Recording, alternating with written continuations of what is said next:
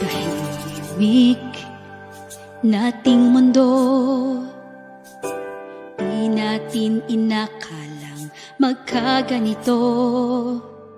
Bigla na lang nagkagulo, ang bulkan ay mag-alboroto. Ang tadhana tila nananadya, bigla ang pagdating nitong pandemya. Maraming bagay ang nagbago, matutuloy pa kaya ang Pasko? mangamba.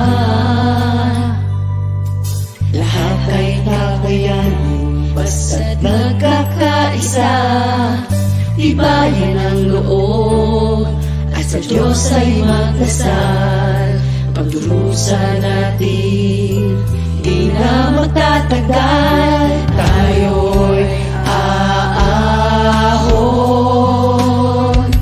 tayo'y babangon. Pandemya lang ito, Pilipino yata tayo. Tuloy ang Pasko, padayo.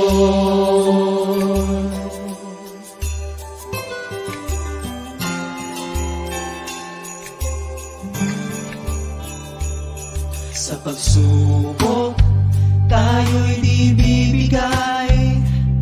Sa umagang kay ganda, tayo'y maghihintay. Tamaan man tayo ng bagyo,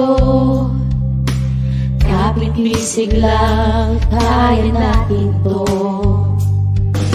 Kaya pangako ko sa'yo, lahat ay kakayanin basta't magtulong tayo. Ibayan ang loob at sa Diyos ay magdasal. Pagdurusa natin, di na magtatagal. Tayo'y aahon, tayo'y babangon. Pandemya lang ito, Pilipino yata tayo. Tuloy ang Pasko. Tayo'y aahon, tayo'y babangon. Pandemya lang ito, Pilipino yata tayo. Tuloy ang Pasko. Pandemya lang ito, Pilipino yata tayo. Tuloy ang Pasko. Pandemya lang ito, Pilipino yata tayo. Tuloy ang Pasko. Padayo.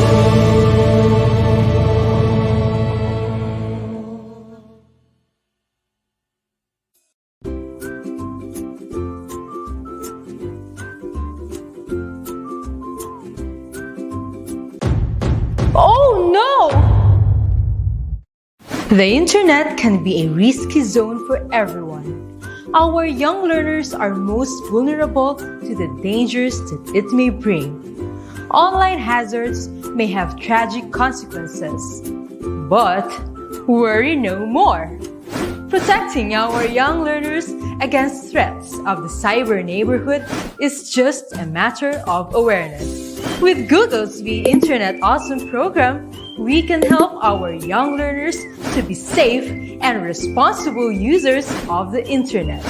Aiming to promote digital citizenship, Be Internet Awesome anchors on 5 themes called the Internet Code of Awesome. First, be Internet smart or share with care.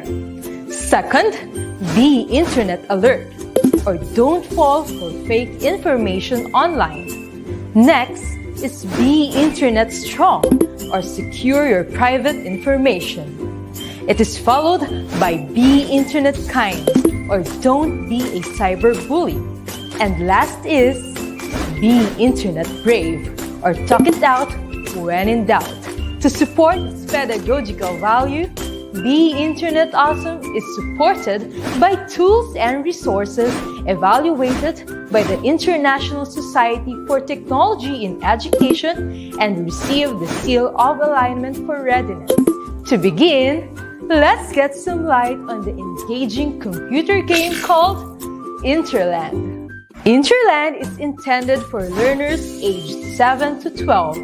It provides fun and adventure-packed hands-on experiences to help young learners discover safety measures in using technology.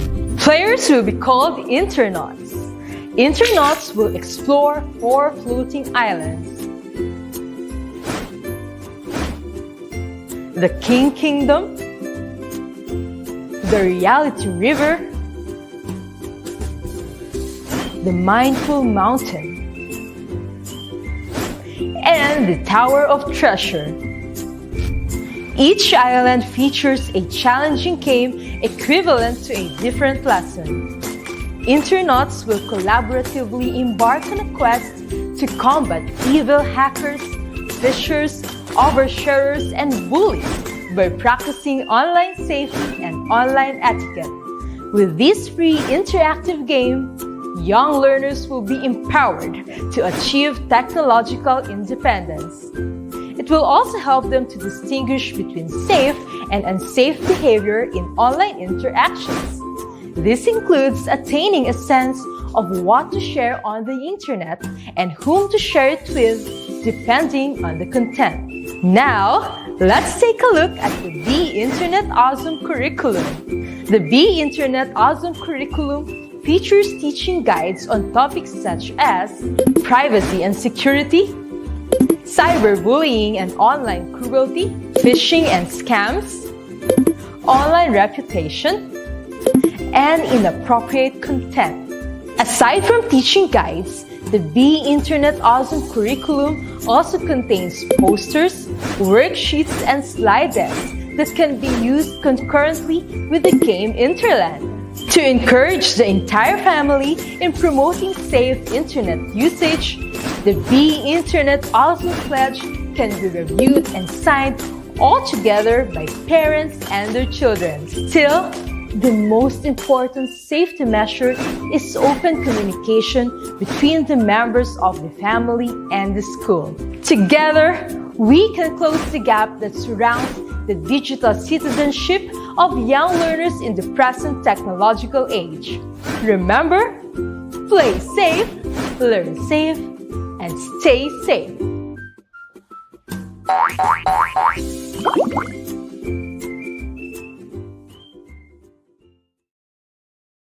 Don't let this ever happen to you.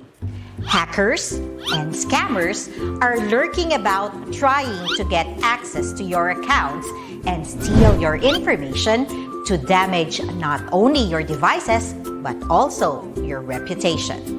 So, as a smart online citizen, it is of utmost importance to secure your secrets. This is easy as ABCDE. A. Always use screen locks. Protect your phone from unwanted entry by creating a complicated screen lock code or pattern. B. Be protective of your personal information. Avoid putting personal information on public devices or devices unlocked and used by a lot of people. C. Create a strong password. Use passwords that are 8 characters or longer. Use combinations of letters in different cases with numbers and symbols. It should be easy for you to remember, but difficult for hackers to guess. D. Don't share your password. Sharing your password with someone else other than your parent or guardian will put you at risk for hackers and scammers. E. Enable privacy and security settings. Learn to use app or website settings to protect your privacy, security, and safety. With the ABCDE of security, you will keep your secrets safe, secured, and secret. Remember, secure your secrets and keep those pesky hackers and scammers away. Be Internet Awesome! Happy browsing!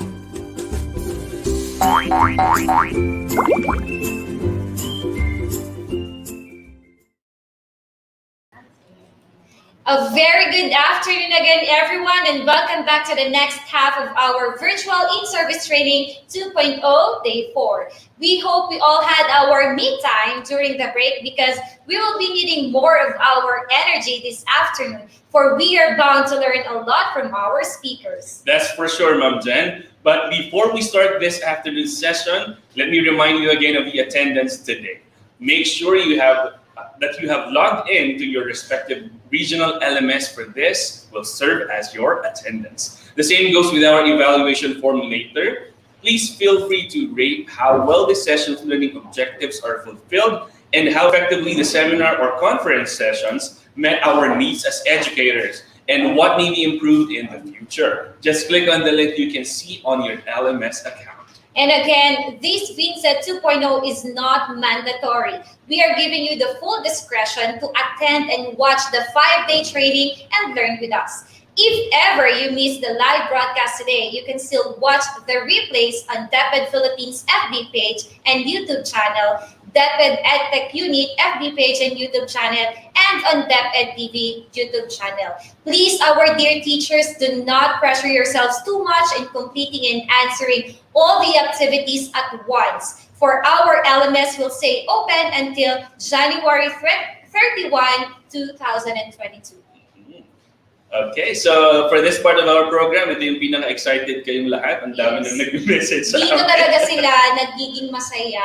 Oo, we will have another shout-out session. Unahin ko na dyan ang SA Imelda District Zamboanga Sibugay Division, School Head Dr. Juter Yorag, ganun din kay Nilda La Madrid and teachers of Manggahan Elementary School, SDO Pasig. Good afternoon din po kay Teacher Vanessa Robles from City School Division of Dasmariñas, Pitong Gubat Elementary School, headed by Sir Randy G. Mendoza, and to all the teachers there. Also, sir, binabati natin ang Division of Bago City with their SDS Dr. Alan Yap, sa lahat ng guro ng Ramon Torres Luisiana National High School, Senior High School, at ang kanilang principal na si Ma'am Helen B. De La Cruz, galing kay Sir Joseph Arlido Jr. Isama na rin natin ang mga teachers mula sa SDO Batangas Province with their SDS Dr. Myrtle Ebordome at ang buong Mataas na Kahoy District, especially sa Mataas na Kahoy Central School. Greetings from Ma'am Joy Silva. Yun. So, ganun din po, special program in the Arts of Quezon National High School. Hello po sa Principal 4, Dr. Felisa B. Quevada, from Teacher Jonas and Charmaine Evora. Gayon din po, si Sir Ernesto P. Cabudoy, Principal 4 ng Rosalie Ancheta, HD3. Ganun din po. Dr. Lian D.B. Boston, PSDS Burgos District, SDO Pangasinan 1. And binabati natin ang lahat ng teachers mula sa Inusluban, Barawoy Integrated National High School in SEO Lipa, especially sa Mathematics Department from Sir Jeffrey Lagaya. Ganun din po, enthusiastically watching ang mga teachers ng San Antonio Elementary School, Division of Quezon City, headed by Sir Antonio Miranda. At ang buong teacher daw po ni Sir Neil na si Sir Ruel Diaz. And happy birthday daw po. Langga Elementary School, SDO Palayan City Annex, Oliver C. Taro, Edgardo L. Camacho, their PSDS. And shoutout po sa lahat ng mga taga-Laguna SPED Association, especially kay EPS SPED Ma'am Roderica Camacho, and sa Liluces, especially daw kay Dr. Maribeth Sotomayor and Dr. Wilmer Gahite. Magandang hapon po sa inyong lahat. Binabati rin natin ang mga taga San Sebastian Elementary School sa SDO ng Lipa City. Hello po sa inyo lahat. Pagbati rin po kay Kay at Kevin Oloya ng Western Bicutan National High School. Yes. And now, we'd like to welcome everyone who has chosen this course on photo editing and digital banner design using GIMP for instructional video development, which I believe, Sir DJ, will be very useful, lalo na ngayon na kailangan natin ng mga instructional videos that may contain images that are somehow manipulated or edited to fit our lessons. Tama ba, sir? Tama ka dyan, ma'am. And we have with us a 24-year-old public school teacher at Hacienda Elementary School, SBO San Antonio Annex, School Division of Nueva Ecija. He graduated with a degree of of Bachelor of Elementary Education, major in General Education, cum laude at General de Jesus College in 2016. He finished his master's degree, major in Educational Management, cum laude at the College of Immaculate Conception in 2019. And he is now taking up his doctoral degree, major in Educational Management, in the same educational institution, and is planning to conduct his dissertation next year. He graduated and started teaching at the age of 18. Wow. And now has a 6-year experience in classroom teaching. He's also a winning coach in the division for both science and technology fair, robotech competitions, and mathematics competitions. A multi-awardee during his first Convergence of Outstanding Youthful and Intelligent Educators of Nueva Ecija in 2018. This is fair, no?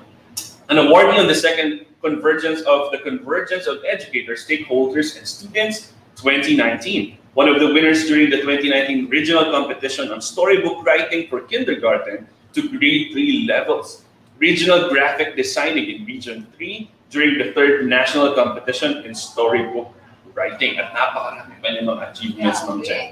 So, ladies and gentlemen, it is my honor to present to you Mr. Lawrence G. Villaflor.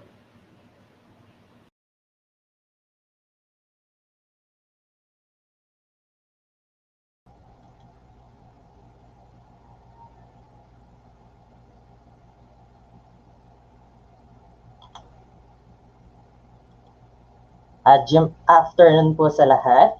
So, again po, I'm Lawrence Villaflor. Thank you po for the introduction po. So, parang medyo di naman po yata yung iba po na yan. Thank you po sa introduction. So, ito po, ang aking pong topic po ngayon ay about po sa photo editing and digital banner. Design po using GIMP po. Kaya po GIMP afternoon. So, for instructional video development. Tama po yun, sabi po nila, sir. Sobrang gamitin po noong topic po natin ngayon for this session. Kasi mostly po sa atin, gumagawa po tayo ng mga instructional video lesson para po sa ating mga students. So, mapa kinder, elementary, and secondary po. So, ano pa po hinihintay natin? So, wag na po natin patagalin. Start na po natin. Okay. So, let's have a short introduction po no GIMP, no ating application po. Ano po ba yung GIMP? So GIMP po is an acronym for GNU. GNU po yung basa po dito, hindi po GNU or GNU. GNU Image Manipulation Program. So the GIMP po is a multi-platform tool suitable for a variety of image manipulation tasks. So including yung photo retouching, image composition, and image construction. So the first version of GIMP po were written by Peter Mattis and Spencer Kimball back in 1995. And then it was made public po back in 1998. So konting trivia lang po, si Wilbur po is the official mascot po for the application GIMP. Ito po si Wilbur. So, si Wilbur din po yung nagsaserve as icon po for the application. Yung GIMP nga po. Okay. So, bakit po ba GIMP? Why use GIMP po? Ang dami pong ibang editing softwares na pwede po natin gamitin. Pero bakit po ba ito po yung napili ko na i-present po sa inyo po ngayon yung GIMP? And okay po, I'm going to present 7 reasons on why we need to use GIMP. First po, kasi po there are built-in image adjustments and filters for photo editing. Ito po, kasama po dito. It offers more than enough color tools and filters for average or yung mga kahit po yung average nga po or yung mga professional photo editors na po. Andito po yung mga commonly used na ginagamit po natin na mga functions po or yung mga tools. Yung color balance, yung color temperature, yung chroma, yung saturation, exposure, yung shadows, highlights, brightness, contrast, levels, curves, and yung mga other filters po like yung dito po sa blur pa lang po, ang dami na po na subtool po para po sa ating blur. Po, nandyan po yung focus blur, Gaussian blur, lens blur, mean curvature blur, median blur, pixelize, selective Gaussian blur, variable blur, circular motion blur, linear motion blur, zoom motion blur, and tileable blur. So, marami pa po na function po yung ating mga filter po, like yung enhance, kasama po dyan yung sharpen, yung mga heal tool po or yung heal selection, distorts, light and shadow, nandyan po yung drop shadow, long shadow, yung reduce, yung noise po, edge detect, generic, combine, artistic, decor, map, render, web, and animation. And another reason po why we need to use GIMP po, kasi po it has photo editing and graphic design tool. Variety po yan, via the toolbox po. Ganito po yung itsura po ng toolbox po niya ng ating GIMP. And in that toolbox po, nandyan po yung mga tools. Like this po, yung move tool, ellipse select tool, free select tool, yung background, foreground select tool, crop, and etc. Marami po dyan. And isa-isahin po natin yan mamaya. So, papaliwanag ko po mamaya kung ano po yung mga function po nun. So, you can also check that out later kapag tinuro ko na po sa inyo kung paano po mag-download po ng application po natin na GIMP. Madali lang po. So, mag-aralan po natin mamaya. So, number 3, reason po why we need to use GIMP. GIMP po kasi uses yung layers po, yung layer groups, layer mask, and layer modes. So, ito po yung itsura po noong layer panel po natin. Just like yung mga hinahanap po na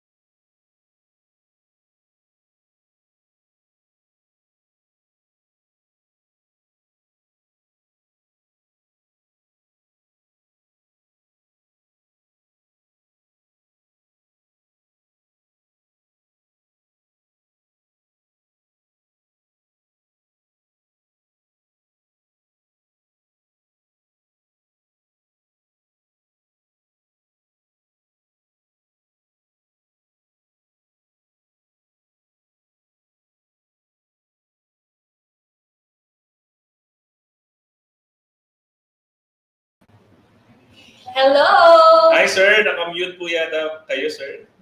Anyway, remind na lang din natin, sir, para sa ating mga viewers, lalo na yung mga nagpo-post ng kanilang mga pictures, di ba? Mula pa kaninang umaga. Huwag sana natin kalimutan gamitin ang ating official hashtag VINSET2Day4.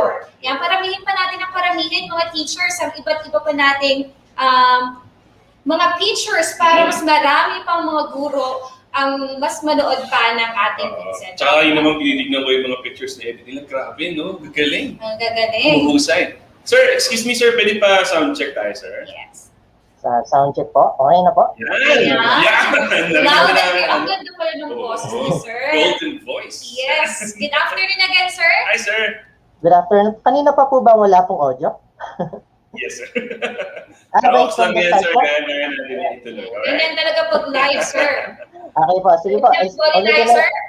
Ulitin na lang po natin. Okay po. Okay. Okay, sir. Take it away. Sige Go, po. sir. Thank you po. Okay po. Start po ulit natin. Pasensya na po. Ganun po talaga kapag po live, hindi po may iwasan na meron po mga technical problem. So, balik po tayo dito. Ang aking pong discussion po ay about po sa photo editing and digital banner design using GIMP for instructional video development. So, again po, I am Lawrence Villaflor. Thank you po for the introduction po kanina. And GIMP afternoon po sa lahat. So, GIMP po kasi yung atin pong application na gagamitin po for today, for our session po. Okay. Kanina pa po pala ako walang audio, so pasensya na po. Hindi ko po kasi naririnig po yung sarili ko po if wala po akong audio. Okay, so po, ito po, short introduction lang po sa atin pong application na GIMP. GIMP po is an acronym for GUNO Image Manipulation Program. So, GUNO po, ang basa po natin dito, hindi po GNU or GNU.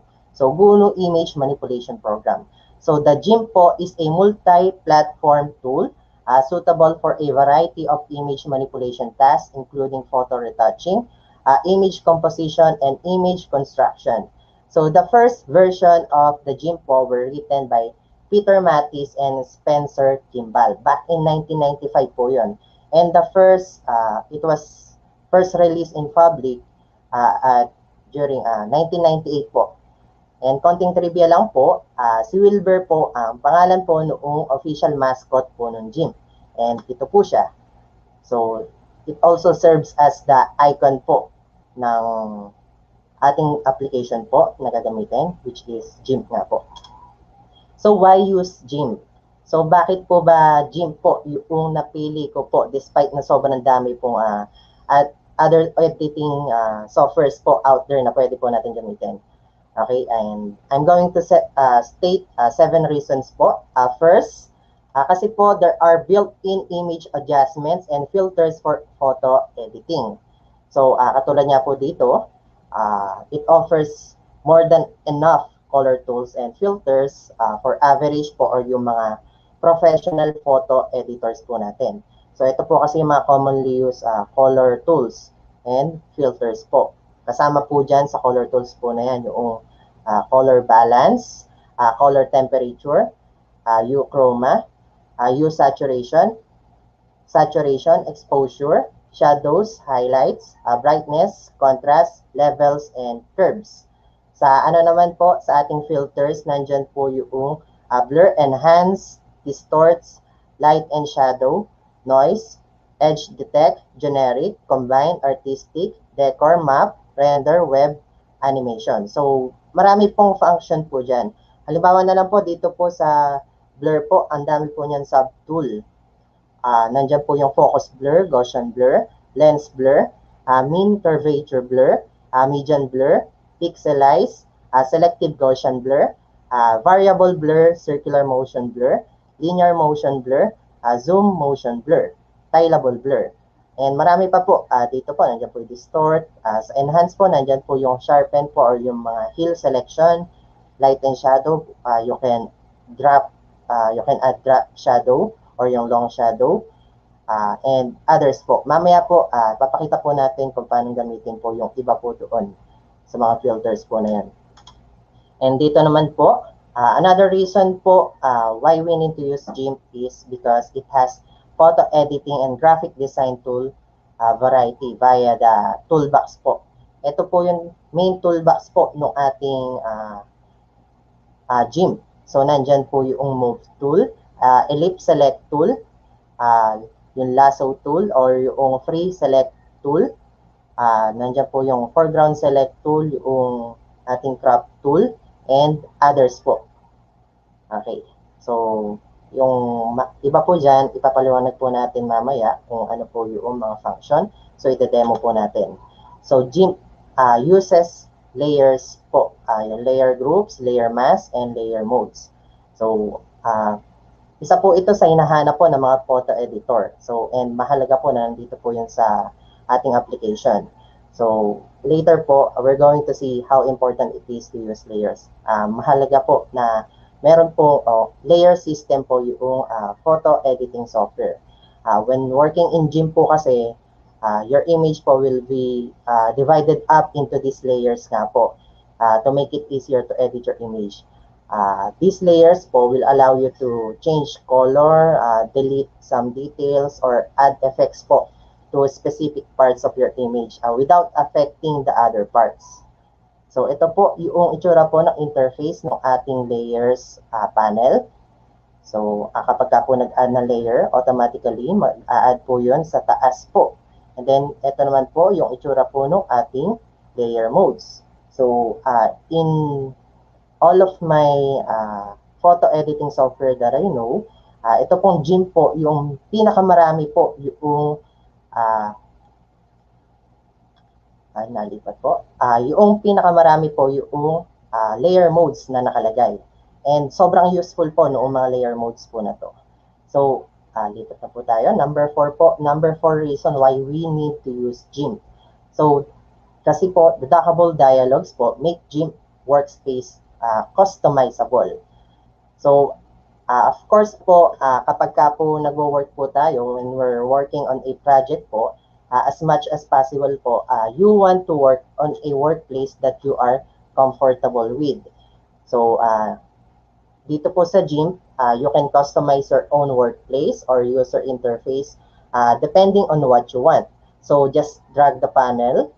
Click lang po natin, drag po natin yung panel po to any place.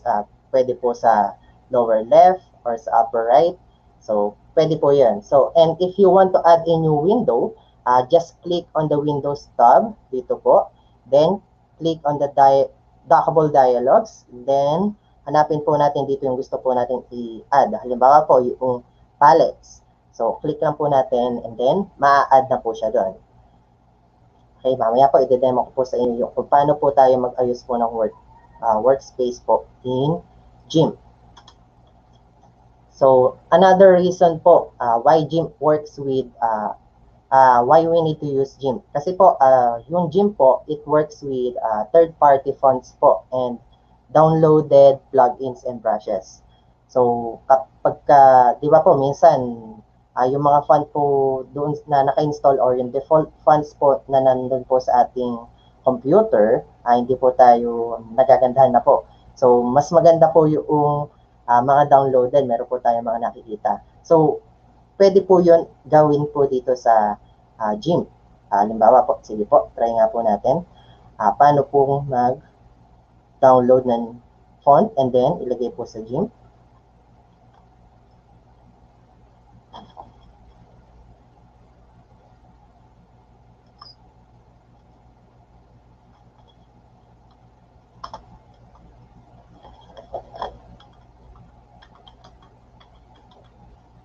So, punta po tayo sa Google Fonts.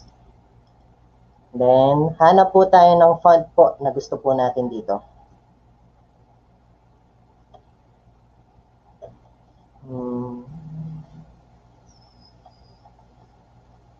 Halimbawa po, ito po, Pacifico. So, click lang po natin siya. Then, download family. Show in folder. Then, extract po natin siya. Pagka-extract po, andito na po siya. Control-X. Punta po tayo sa this PC. And sa Windows po. Sa fonts. And i-paste na po natin. Okay. So, kapag ka po in-open nyo po or nirestart nyo po yung inyong GIMP, so makikita nyo na po dito sa text po yun, yung font po na yan. So, ganun lang po yung pag-add po ng font po. Okay.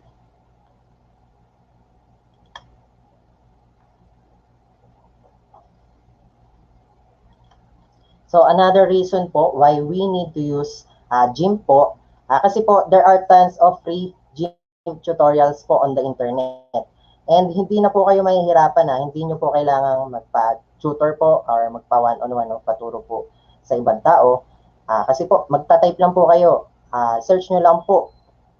Lalabas po yun. Marami po sa internet. So, if you decide to use GIMP po, you won't have a hard time po learning po about some functions in GIMP po. Kasi there are literally thousands po of tutorial in the web. So, pwede po, pumunta po kayo dito sa mismo po nilang website, sa gimp.org. Marami pong tutorial dyan. Or, halimbawa po, if you want to learn how to make a poster po. So, you can search for a tutorial po. If you want to remove the background po of your picture, there are also tutorial for those po. And you can look for some na kaya nyo pong sundan.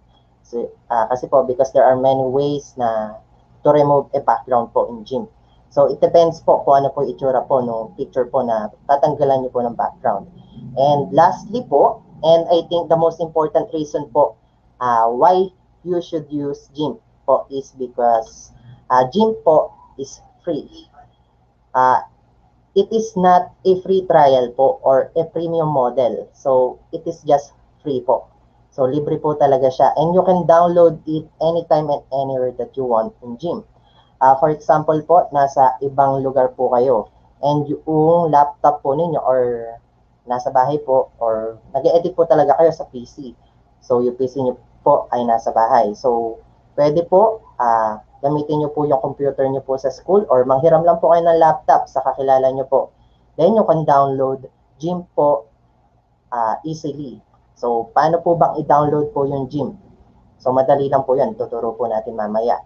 And free po siya talaga. So ito po kasi, yung iba po kasing app, di ba po, you need subscription po or yung monthly payment po or iba yearly po. Ito po kasi free. Yung iba naman pong app nakalagay free po sila, pero eventually po magugulat ka, you need to pay for something. So you will eventually need to invest kasi sanay ka na gamitin yung certain app po na yun. So, pero dito po sa GIMP, right from the start, from the day of its creation back in 1990s, until this day po, with many updates po yan, free pa rin po yung application. So, yan po, ang pinakamahalagang reason po why you need to use GIMP. So, instead of other photo editing software. So, paano po ba mag-download po ng GIMP and install it? So, ito po, punta po kayo sa address po na to, sa URL po na to, www.gimp.org/downloads. So, pagkapunta nyo po doon, ganito po yung makikita nyo. So, you will need to choose if you want to download via BitTorrent or directly. So, pwede po, mag-download po kayo using BitTorrent. Or pwede rin naman po, ang ginawa ko po kasi, dinownload ko na po siya directly. So, pagka-download nyo po, siguro po nasa around 5 minutes lang po yan. Depende po sa internet speed po ninyo. Kasi po nasa ano po siya, 200 plus megabytes po, MB. So, 240 po yata siya. Nasa around po doon. Minsan po 230, minsan 240.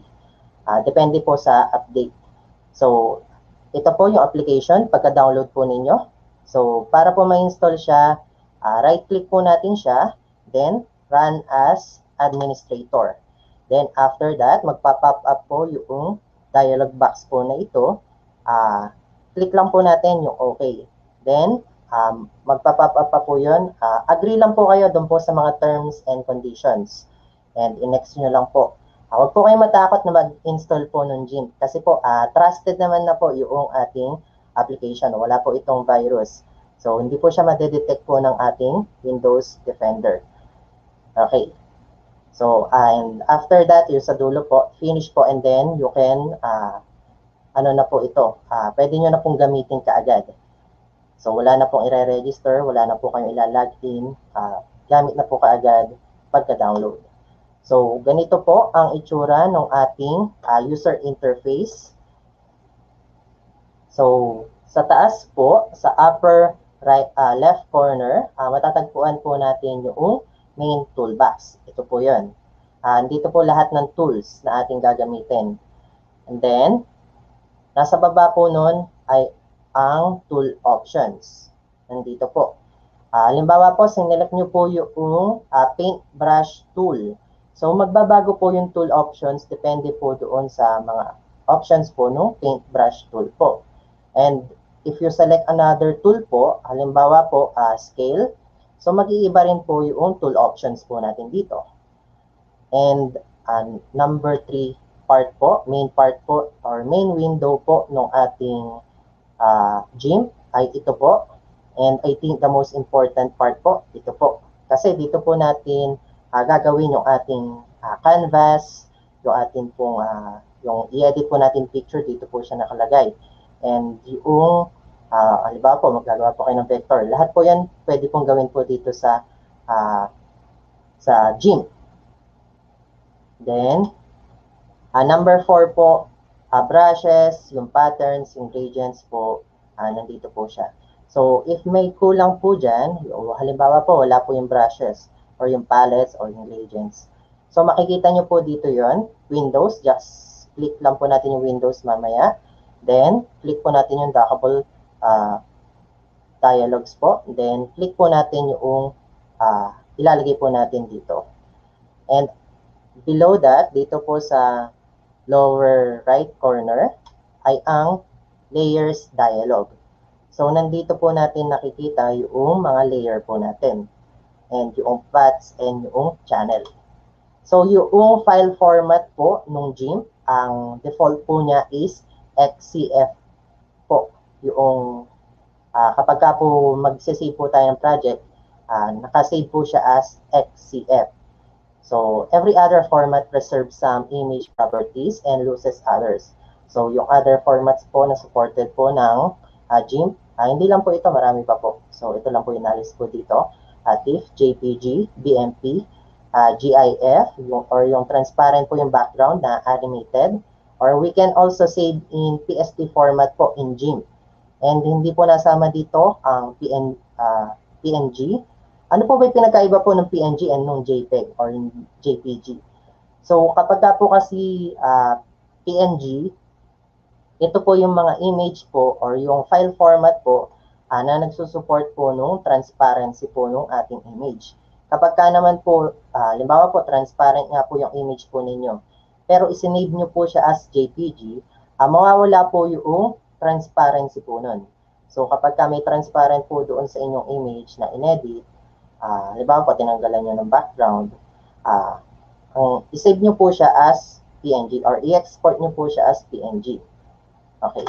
So, these are the modes of GIMP. So, RGB, grayscale, index image, and CMYK. So, just like we know po, RGB po, 3-color channel po yan. Red, green, and blue. And karaniwan po, ginagamit po ito dun po sa mga ina-edit po na pang-digital po. Halimbawa po, yung i-edit po natin mamaya ay pang ano po natin, pang FB page. So, RGB po yung gagamitin po natin. Kapag ka naman po si MYK, di ba po, kapag ka po nagpiprint po kayo, yung mga nilalagyan po nung tinta po ninyo, natatandaan nyo po ba yan? Yung mga letter po na yan. CMYK or BK, ganun po. So, ito po yan. Kapag ka po kasi CMYK, ito po, yung mga inedit po natin dito is for printing po siya. Or used for press po siya. So, channel po, these are the channel po niya. Color channels, red, green, and blue, alpha. And selection mask. Channel can be used to save the selection. Selection po, when you operate on an image, you only want part of it to be affected. So, selection is represented by marching ants. So, kapag ka po nag-select po kayo, makikita nyo po parang may mga bibling po na lines. So, marching ants po yung tawag doon. That indicates po na selected na po yung area po na yun. So, selection po is actually a grayscale channel. So, by default po, the mask is shown in red. So, pixel values ranging from 0 to 256 po, kapag ka fully selected. You can use any of the paint tools as well as the bucket fill and gradient fill tools in this way po. So, quick mask po. Selection tools have limits po. Kaya po, quick mask shows the full structure of selection para po mas mapadali. With quick mask po, you can paint the selection easily. Sa layer naman po, layers dialog, pinakita na po natin kanina, nandito po sa lower right corner. Layer po is a page in a book. So, kinompare po yung layer sa pahina po ng book. Bakit po? Kasi po, only one layer is active po. Di ba po, pagka po nagbabasa po kayo ng book, pwede nyo po bang pagsabay na basahin po yung page 1 and yung page 5? So, hindi po, di ba po? So, ganun din po dito sa layer. So, pwede lang po natin i-edit po ng isa-isa yung isa pong page na selected lang po natin. Or hindi po pala page, layer po. Okay.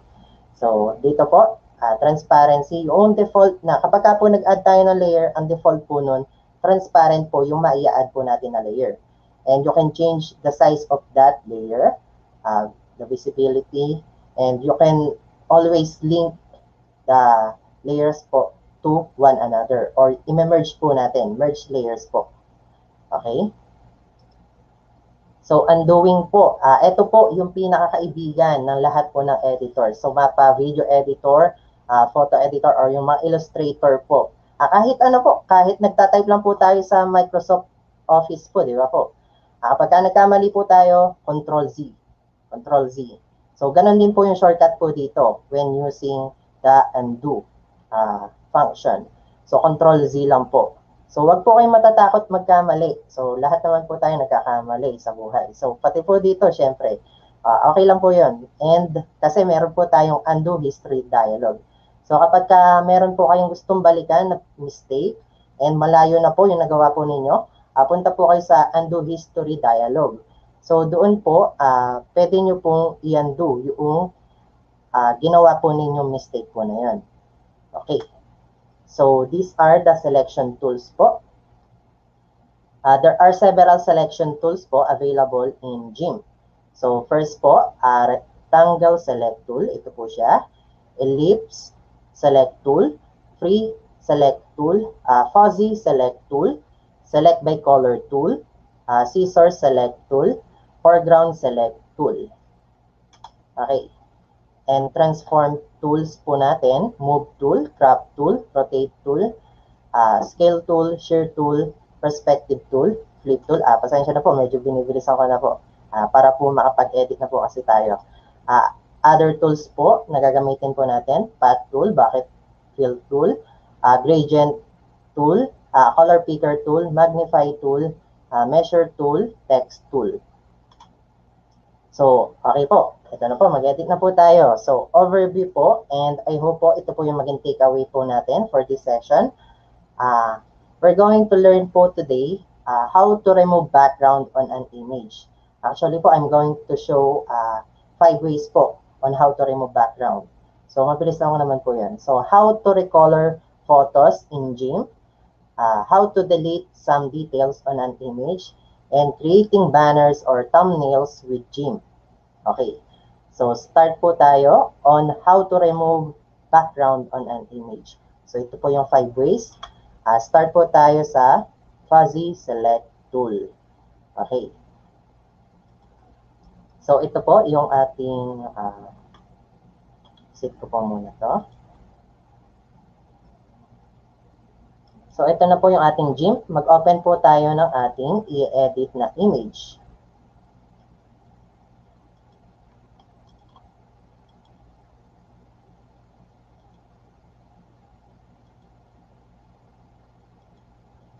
Yung mga image po na gagamitin po natin ay nakuha ko po in pexels.com. So, in pexels.com, marami po dun mga free stock photos na pwede po natin gamitin for the tutorial po. And mamaya po, I'll show you the link po and the name of the creators po or yung mga owners po ng ating mga images po na to. Okay, so una po natin gagamitin fuzzy select tool. Okay. So, fuzzy select tool, alin po ba dito? Tingnan po muna natin. Hanapin po natin yung fuzzy select tool dito po sa ating toolbox. So, ito po yung fuzzy select tool. Yung para pong magic wand. Hindi po pala siya parang magic wand po talaga siya. So, ang tawag po natin dito sa GIMP ay fuzzy select tool. Okay. So, click lang po natin ito. And zoom out po tayo. And select po natin siya. Ito po, yung background. Masyado po nalaki yung pagkakaselect. So, click lang po natin and i-drag po.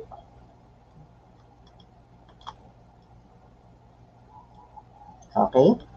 So, ang gagawin po natin, pagka hindi po talaga maseselect po lahat kaagad. Kasi po, yung ating background po ay, Ang ating background po, medyo ano po siya, mix po siya of colors. So dito po medyo yellow, then in some parts po, mag-green po siya, and in some po ay ma-orange. So ang gagawin po natin, unti-untiin po natin i-delete po yung background. So select po natin unti-unti. So ito po, selected na po natin siya. Kapag ka po nag-pink po siya, katulad po nung kanina, ibig sabihin po, selected na po siya nun. So dito po tayo sa layers. So ang gagawin po natin para po ma-delete po natin yan, pindutin lang po natin yung delete key po sa ating keyboard. So delete po natin. So ayun po. So parang may mali po sa ginawa po natin.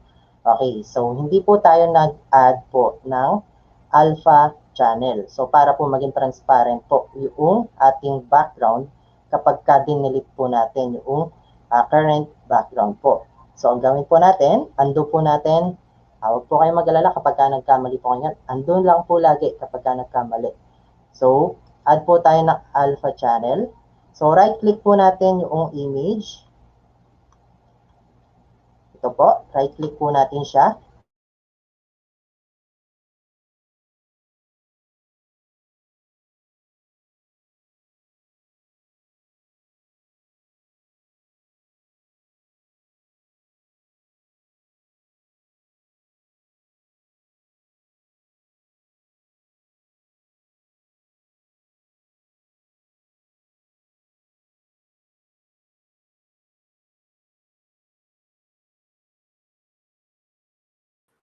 Sir, na-mute ka po, sir. Na-mute ka po. Okay. Okay po.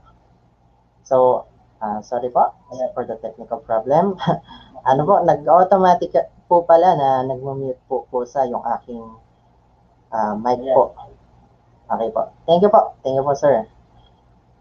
So, ito po, select po natin yung iba pong parts ng ating background.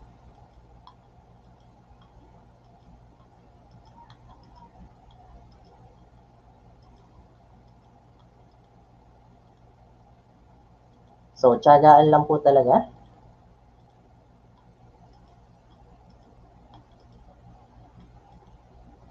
Share ko lang po. Dati po, pangkaraniwan na teacher lang po ako. Ngayon po, pangkaraniwan na teacher pa din po. Kaso po, sanay na po mag-edit. So, nasa sa atin po kasi yun. So, pwede po mag-aral po tayo ng editing softwares po. Malaki po yung maitutulong po natin sa career po natin nun. Kasi ngayon, mostly po, hindi naman na po bata yung kaharap po natin. Mas madalas po natin kaharap ay mga laptop na po or yung mga printers po. Kaya, kailangan po talaga matuto po tayo ng mga editing softwares, video editing, yung photo editing. Nakakatuwa nga po kasi po yung iba po hindi naman po talaga sanay po talaga dating mag-laptop or mag-computer. Pero sobrang willing po nila. And ayan po, opportunity po itong ating VINSET na binigay po ng ating mga leaders. So, maganda po yung ating program po na to. And masaya po ako na naging part po ako ng ating VINSET po. And I'm talking right now po in front of all of you po. So, tulad ko po, sana po, pagka po, pagyari po nitong ating VINSET po, kung dati po ay pangkaraniwan na teacher lang po kayo, sana po pagyari ng VINSET ay pangkaraniwan na teacher pa rin po kayo, pero sanay na po mag-edit. So katulad ko po, pangkaraniwan na teacher pero sanay mag-edit. Okay. So ayan po. So pwede na po ito. So ayan po, na-remove na po natin yung mga background. So meron lang po siyang mga areas po na parang nag-glow po siya ng yellow. So ang gagawin po natin dyan, para po malinis po siya, gamit po tayo ng eraser tool. So, ito po yung eraser tool. Nasa toolbox din po siya. Okay. So, normal lang po siya na may ganito po. May mga naiiwan po. So, deselect po muna natin. To deselect an image po or yung part of an image, you can press Control-Shift-A po or pwede pong i-click po dito sa Select tab and then click po natin yung None. Okay po. So, yan po. Para sa akin po, okay na po ito. So, ito po ang product po ng Fuzzy Select Tool na pag-remove po ng background.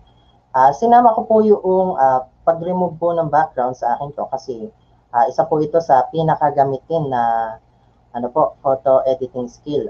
Kasi po, college pa lang ako, may mga nagpapa-edit na po sa akin ng nagpapa-remove po ng background.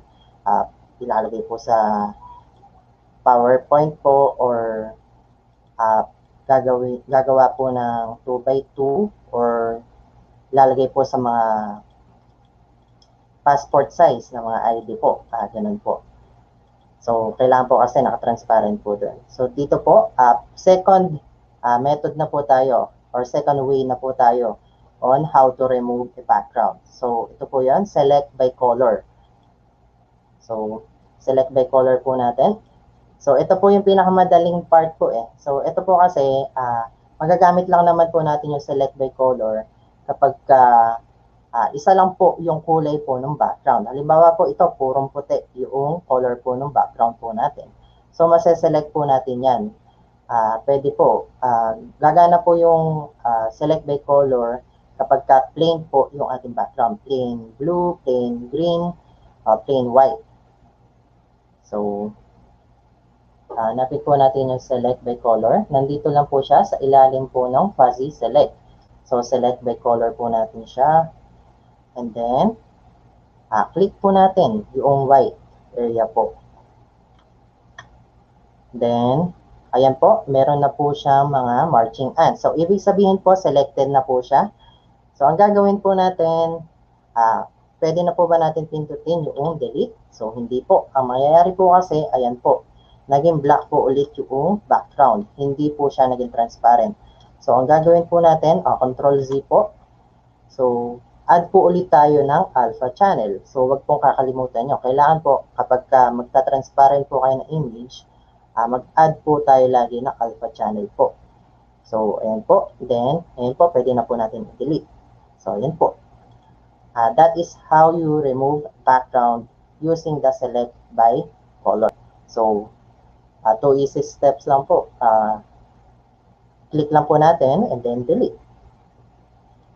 So, number 3, and I think the most complex way po on how to remove a background using the path selection tool or using paths po. So, halimbawa po, ito po, yung ibon po na to, gagamitan po natin ng path selection tool. So, ano po ba yung itsura ng path selection tool dito po sa ating toolbox? So, ito po siya. So, click lang po natin. Then, punta po tayo sa picture.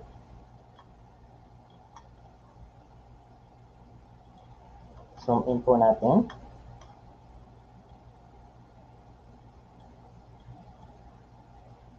So, yung paggamit po ng ating path selection tool, you need to practice it po. Siguro, depende po.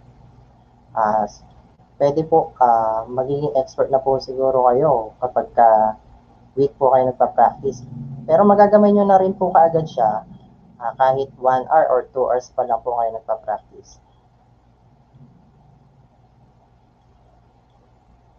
So, ang gagawin nyo lang po, yung others end po na ito, kung saan po siya nakapoint, ay doon po pupunta yung ating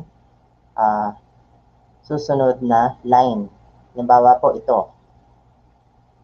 Okay, so kapag ka po kasi, halimbawa, nakaturo po siya dito sa taas. So, dyan po lalabas yung ating line. Ayan po, punta po sa taas.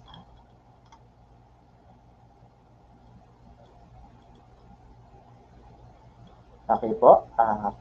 Tsagaan lang po talaga gumamit ng path selection tool. So, bilisan na po natin ng konti kahit hindi po siya, ayan, pulido pa rin naman po siya, pero hindi po kasing pulido na yung matagal pong pinapath selection tool. And habang nagsaselect po tayo, I would like to greet po and thank po yung aming District Supervisor, Dr. Esther D. Ramos. Hello po, ma'am. And to our Monitoring Supervisor, Dr. Beverly T. Mahulamnan. Hello din po, ma'am. Of course po, doon sa aking mga co-teachers in Hacienda Elementary School. And to our school head po, Ma'am Flor Empainado.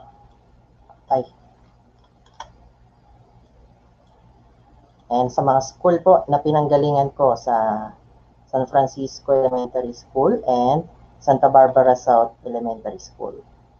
Hello po sa inyo.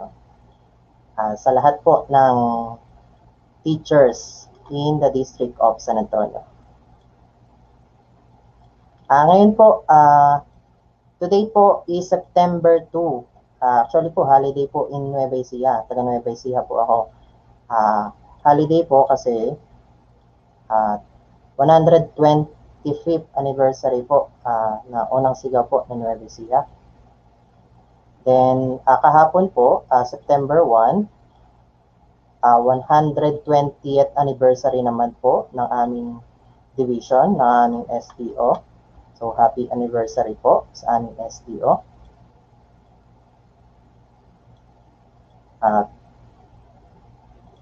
Salamat po sa lahat ng administrators sa aming STO. Kay Sir Jesse Ferrer po. And sa iba pa po. Okay, so halfway na po tayo. Pasensya na po. Medyo matagal. Worth it naman po ito yung kapag ka po gumamit po tayo ng path selection tool instead noong yung mga kanina po. Kanina po kasi, kaya po gumana po yung fuzzy select tool and yung select by color. Depende po kasi sa background. Dito po sa background po natin ngayon, halimbawa po, di ba po, dito, meron po siyang light na area. Then dito naman po sa baba, dark area po siya. And halos kasing dark po niya yung ating subject, yung ibon. So, ang gagawin po natin, hindi po talaga pwede yung dalawa pong nauna natin na procedure. So, path selection tool po talaga yung gagamitin po dito. So, ayan po, kapag na-select na po natin, ang susunod po natin na step, punta po tayo sa paths. So, saan po yun? Papakita ko po. Dito po sa paths, and then, right-click po, path to selection. So, ayan po, selected na po siya kapag may mga lines na po na nag-blink. So, ang gagawin po natin, punta po tayo sa layers po ulit. Add po tayo ng alpha channel. So, i-delete po ba natin? Kapag po dinelete po natin, yung ibon po yung nawawala. So, ang gagawin po natin, punta po tayo sa select. Then, invert po natin yung selection para yung background po yung maging selected instead noong ating subject. So, ngayon po, kapag na-invert na po natin, yung background na po yung selected. Okay, so i-delete na po natin. And i-select po natin siya. So, Control-Shift-A. Yan. So, tatlo na po. Fuzzy select, select by color, and then path selection tool. Okay. So, ito naman po, sa pang-apat po na way po on how to remove the background ay using the layer mask. Okay. Paano po ba yun? So, layer mask po. Ay, iba po, kapag sinabing layer, medyo natatakot po. Madali lang din po ito. And medyo komplikado lang po pala kumpara po dun sa tatlo po kanina. So, ang gagawin po natin na unang step, ay duplicate po natin yung image. Duplicate po natin to. Duplicate layer. Then, punta po tayo sa colors. Punta po tayo sa saturation. Pakita ko po ang saturation. Colors, saturation. Then, isagad po natin yung scale into 0. 0 po. So, click OK. So, naging black and white po siya. Talaga po ganun. Huwag po kayong kabahan. Ganyan po talaga siya. So, magiging black and white po yan. Then, balik po tayo sa colors. Punta po tayo sa curves. Then, i-adjust po natin siya. And, mas ideal po, magiging black po talaga yung ating subject. Pero, medyo masyadong mataas yung highlights po ng kanyang skin. Kaya, hindi po natin siya magawang black po lahat. Okay na po ito. So, click OK. Susunod pong step, colors, then invert. Then, punta po tayo sa isang, select po natin yung unang, yung original image. Then, right-click po, add layer mask. Then, ito po, yung default lang po, yung white, full opacity, add po natin. So, pagka-add po natin, balik po tayo dito sa layer mask, ay dun sa una po natin na ginawa. So, punta po tayo dito sa edit, then copy, visible. Then, i-paste po natin siya dito sa layer mask. Then, hit po natin itong kulay green po sa baba na lumabas. Then, that's it. So, kung mapapansin nyo po, bakit po sir, pati po yung mukha po niya and yung kanyang braso ay naging transparent. So, hindi po yun yung ating goal po. So, ang gagawin po natin ngayon, gagamit po tayo ng brush. So, ito po, gamit po tayo ng brush, paint brush, and make sure po na yung ating gagamitin po na color is color white. So, paint po natin siya. Madali lang naman po itong i-paint kasi yung outline po niya ay naka-black po kanina. So, hindi po tayo mahihirapan na mag-mask. Yan. Para saan po ba, sir? Bakit po ba ang dami nyo pong ini-introduce sa amin na way para mag-remove po ng background? Ito po kasi, magkakaiba po siya ng paggagamitan na picture. Halimbawa po dito, ito po, ginamit ko po itong mask, layer mask po, kasi gusto ko pong ma-maintain po niya yung strand po ng mga buhok po niya. Ayan po.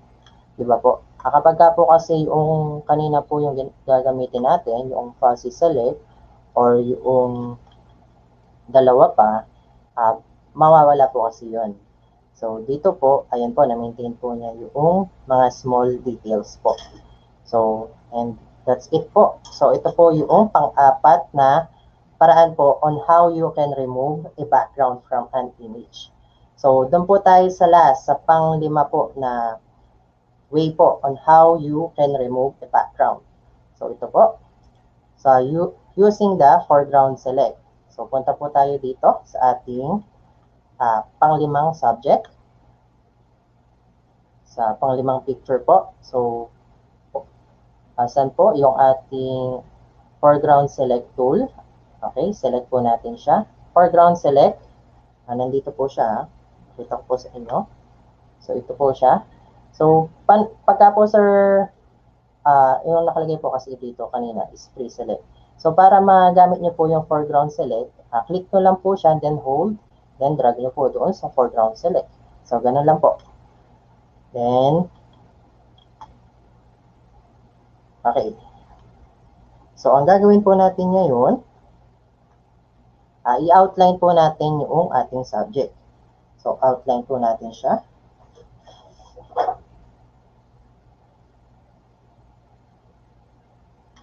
So, wag po kayong mag-alala, okay lang po na medyo hindi po siya detalyado yung pagkaka-outline po natin. So, i-compute naman po mamaya no, ating foreground select tool, yung mga details po dyan. Okay? So, pagka nag-connecta na po yung dalawang dulo, hit enter po. Then, kung mapapansin nyo po, naging blue po itong background po, and then light blue po itong ating image. Nakaroon po sila ng mga highlights. So, and yung ating po mouse pointer, naging ano po siya, naging parang brush po siya. So, iba-brush po kasi natin itong loob, yung mga details na gusto po natin matira or maselect. So, okay lang po na kulang po yung ating maselect. Wag lang po sumobra doon sa ating image. So, ito po, yung ating foreground select, ginamit naman po natin ito kasi okay din po ito sa mga smaller details. Ayan po, ma-maintain po niya yung texture po nung kanya, nung nakasuot po dito sa aso. Ano po ba ito? Headdress po ba ito? Costume po ng aso. Ayan. Okay. So, okay lang po na kulang po siya. So, wag lang po sumobra. Kapag po kasi sumobra po doon sa ating image, magiging white po yan. So, i-delete pa po natin mamaya. So, okay na po siya. Select po. And computing alpha of unknown pixel. So, wait lang po natin habang nagko-compute po siya.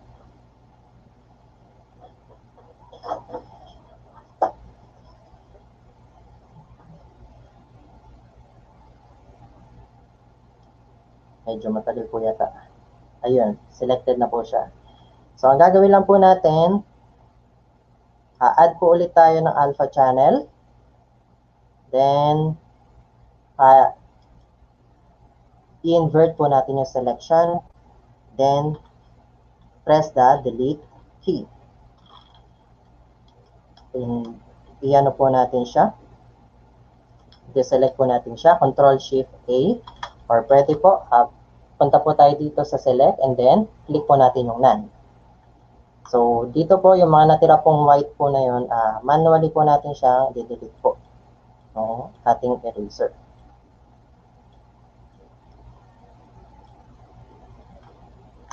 Okay? So, ito na po siya. So, and those are the 5 ways na mag-remove po ng background. So, yung fuzzy select, yung ating select by color, yung spot selection po, and yung layer mask, and lastly, ito pong foreground select. So, ayun po. Doon na po tayo sa pag-recolor po ng photos. So, how to recolor photos in GIMP po. So, ito po yung step. So, pwede nyo pong i-screenshot. Select the areas you want to recolor using the path selection tool. Convert path to selection, add a layer po, add a layer mask, pick a color that you want to use bucket fill tool, change the mode of layer. Okay. So, open po tayo ng picture po, napapalitan po natin yung kulay. Okay po. Halimbawa po, ito pong picture po na to, ano po yung papalitan po natin dito? Palitan po natin yung kulay po ng kanyang damit, syempre po. So, ngayon po, ang kulay po ng kanyang damit ay para po siyang vintage color po na cream, na medyo mag-green po siya, di ba po? So, gagawin po natin na, total, September na po ngayon, di ba po? Malapit na po yung Pasko, sabi nga po nila, sabi po sa mga meme na, sa po natin, bear na po ulit. So, gawin po natin masaya po yung kulay. Gawin po natin green, bright red, and yung blue po. Okay. So, gamit po ulit tayo ng path selection tool.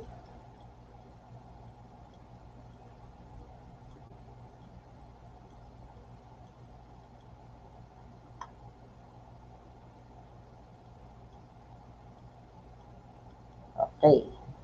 So, ayan po. Tsagaan lang po ulit, gumamit po ng path selection tool.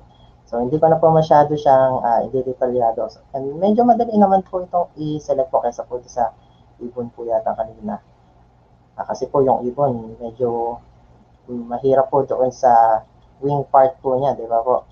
Dito po, wala naman po siyang mga curves po.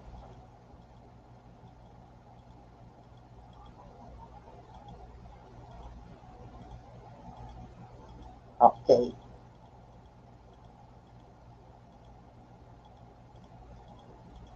So, I would like to greet po my family po. they are watching daw po now in our barangay po, San Francisco po, San Antonio, Nueva Ecija. Hello, Jonah. Ay, okay. Ito po, iyan po natin ito. Diretso po natin.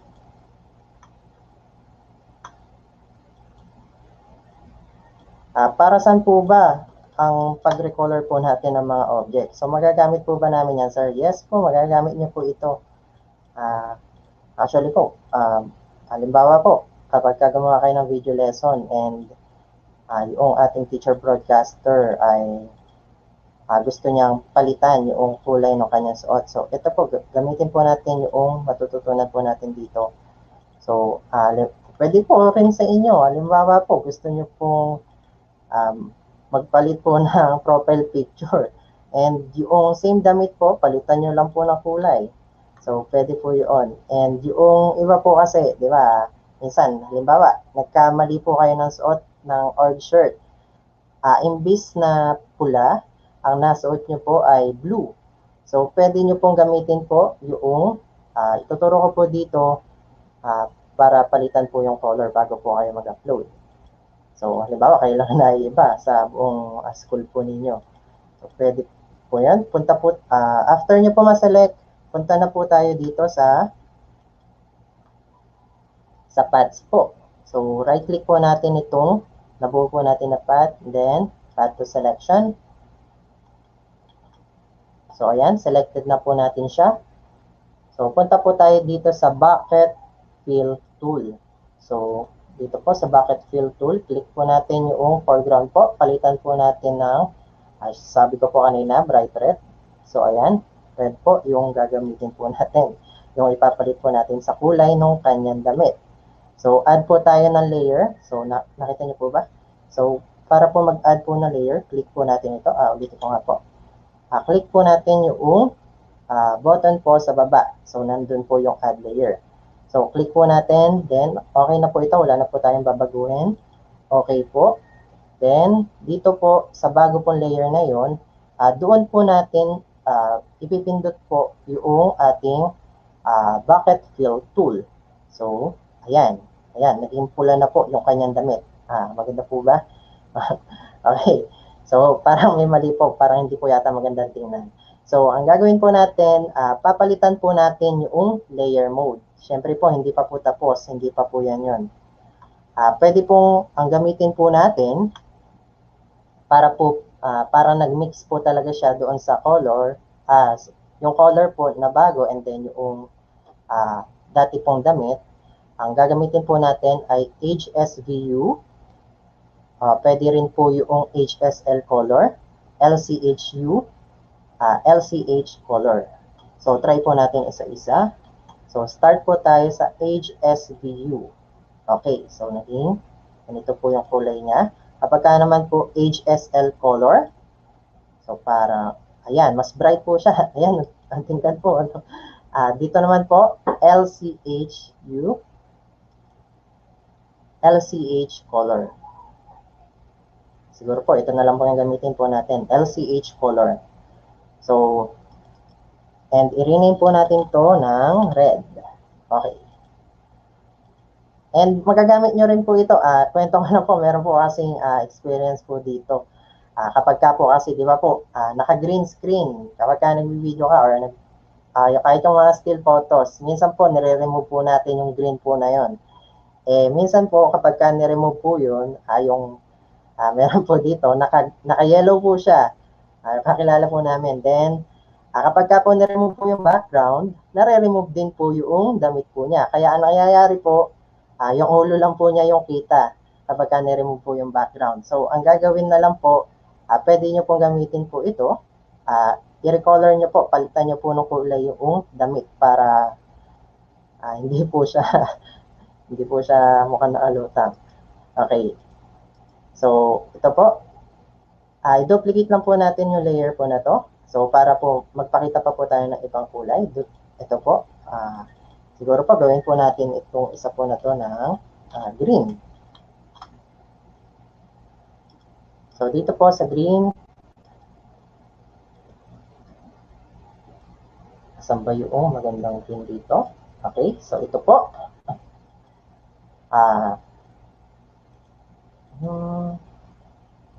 Okay.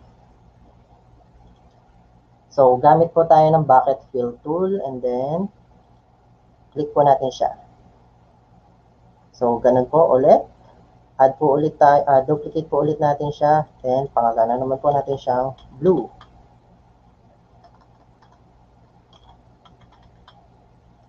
Then, ito pong blue po na to, gamit po ulit tayo ng bucket fill tool.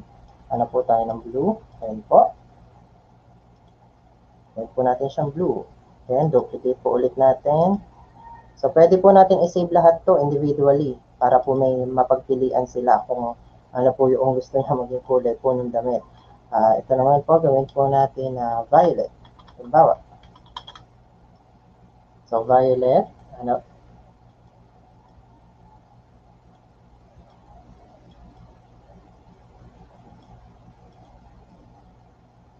Then, click po natin.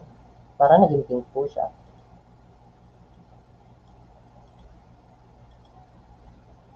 Okay. So, pwede po mag-add po kayo na mag-add ng color. So, okay na po sa akin ito, yung apat po na color po na to. Violet, blue, green, red, then yung original color po niya. So, save po natin siya. So, hindi ko po pala na ipakita kanina kung paano po mag-save ng may transparency po. So, pakita ko po. Ito po muna i-save po natin yung atin pong ginawa po na to. Halimbawa po, i-save po natin ito na violet na po yung color po ng damit. So, ang gagawin po natin, click po natin yung file, then export as, then select file type po natin. Okay na po ito pala, yung JPEG po. So, pangalanan na lang po natin siya na violet. And export.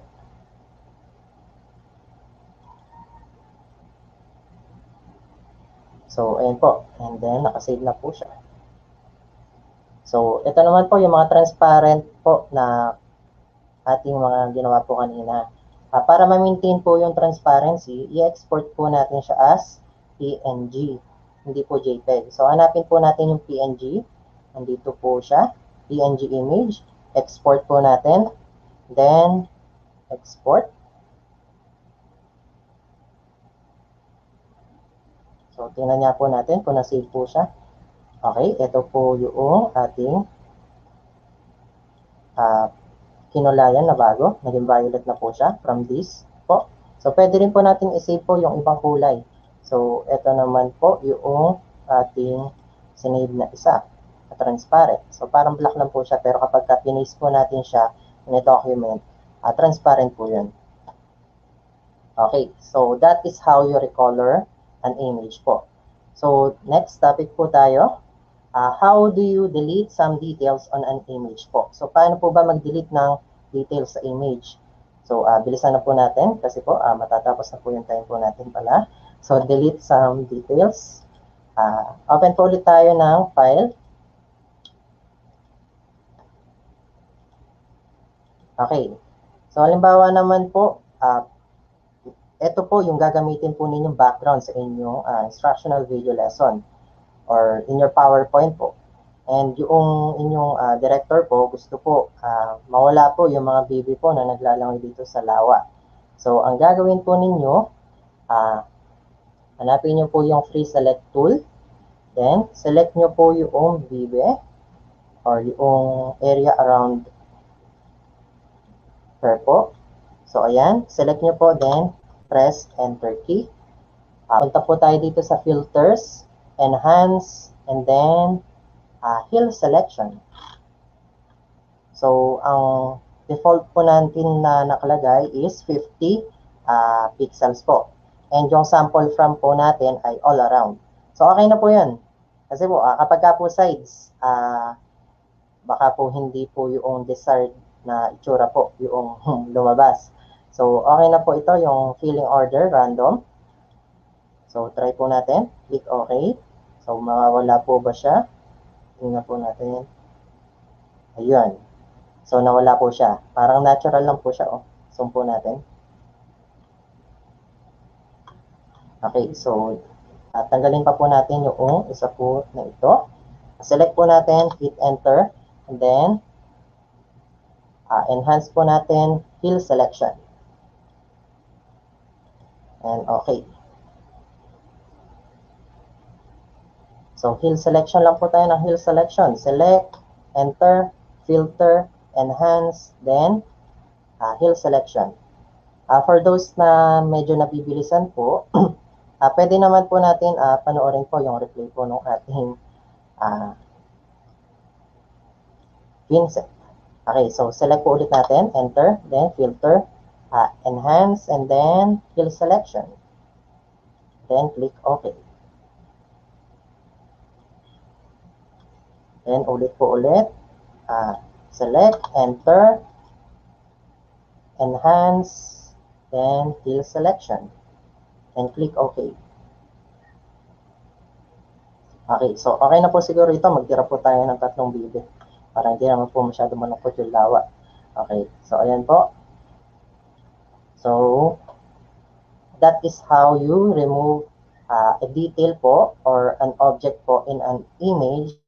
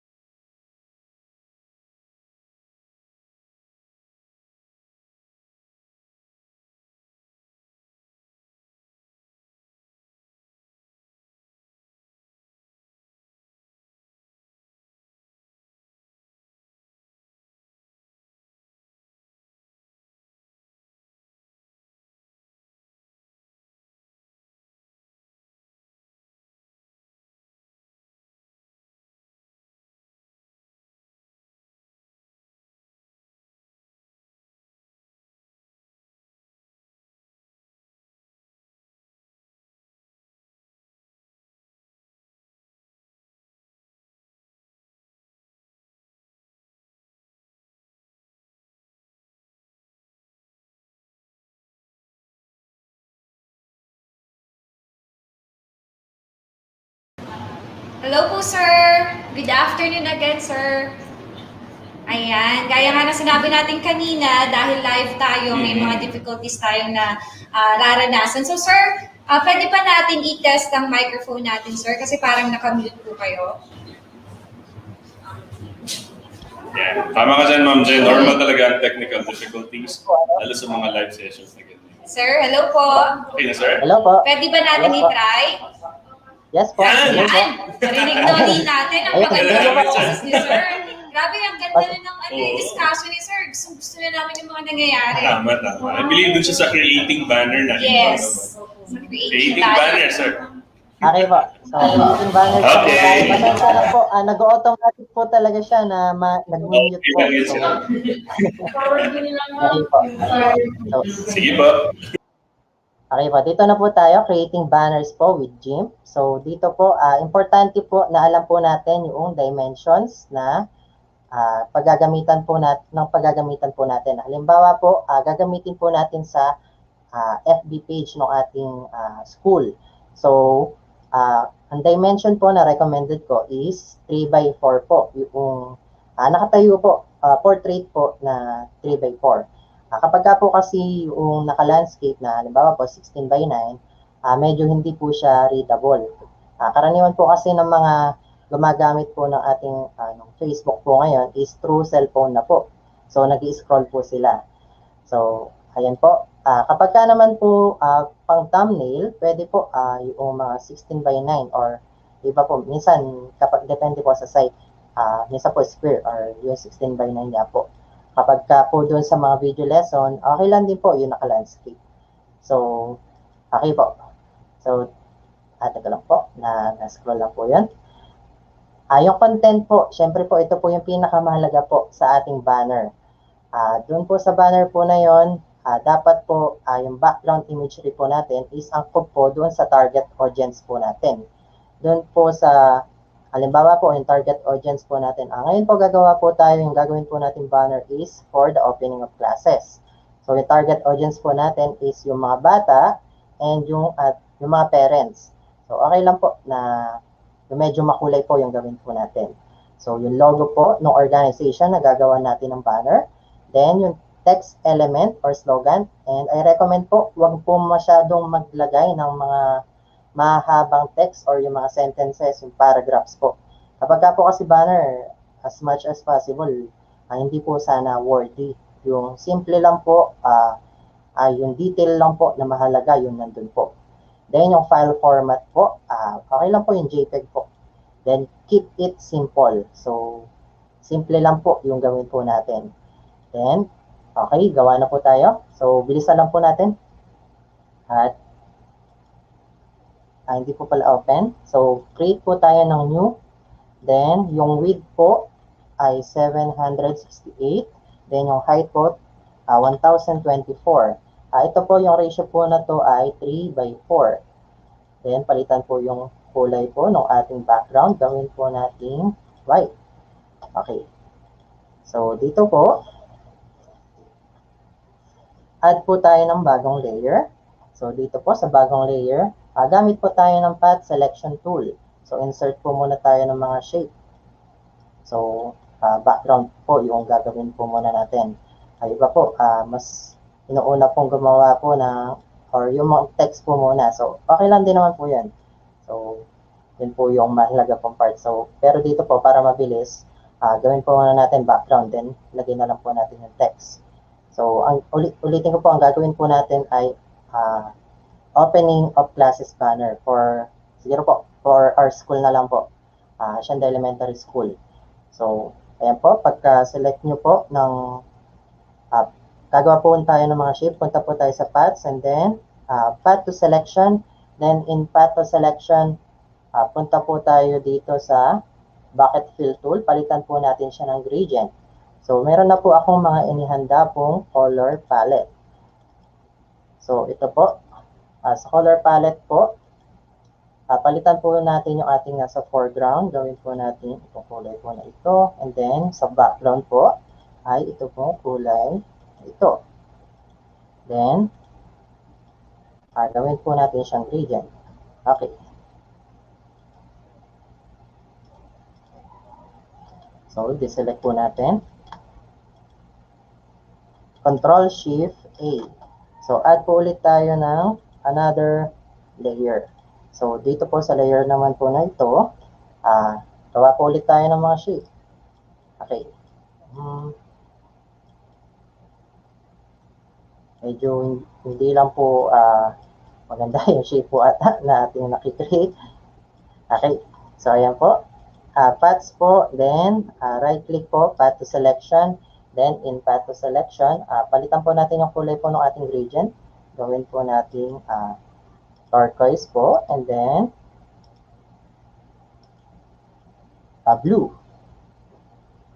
And then, okay. So, yung pag-gradient po natin, pwede po natin siyang hatakin kung saan po natin gustong mag-dark. So, halimbawa po, syempre po, ang unang lalabas po yung nasa foreground color, and then, yung kung saan nyo po hatakin, doon po yung background color. Halimbawa po, dito po. So, yan po yung nasa foreground, then, yung nasa baba po ay yung blue. So, pwede rin naman po, pataas yung gawin ninyo. Yan. Pwede rin po yan. So, yung gagawin na lang po natin ay from taas pababa po. And, i-select na po natin. Punta po ulit tayo dito sa layers. Add po ulit tayo ng bagong layer. So, dito po, lalagyan naman po ng ating footer, yung ilalagay po natin.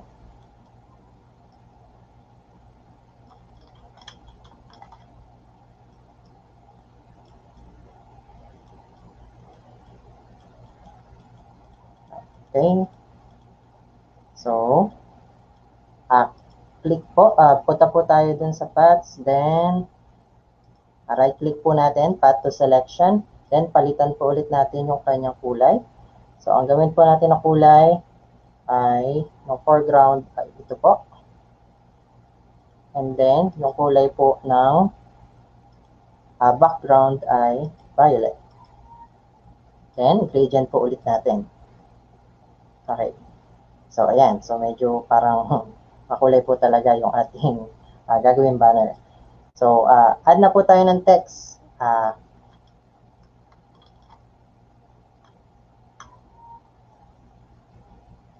Add po tayo ng text.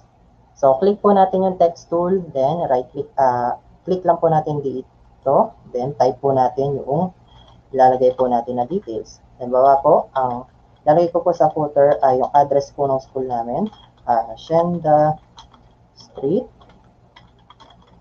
San Francisco, San Antonio, NE.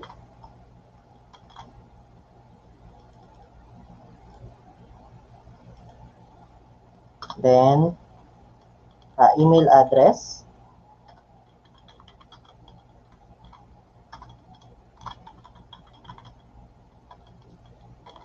Then 5662 at deped.gov.ph.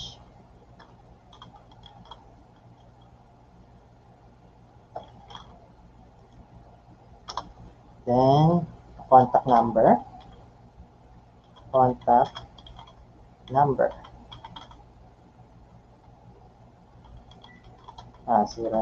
something.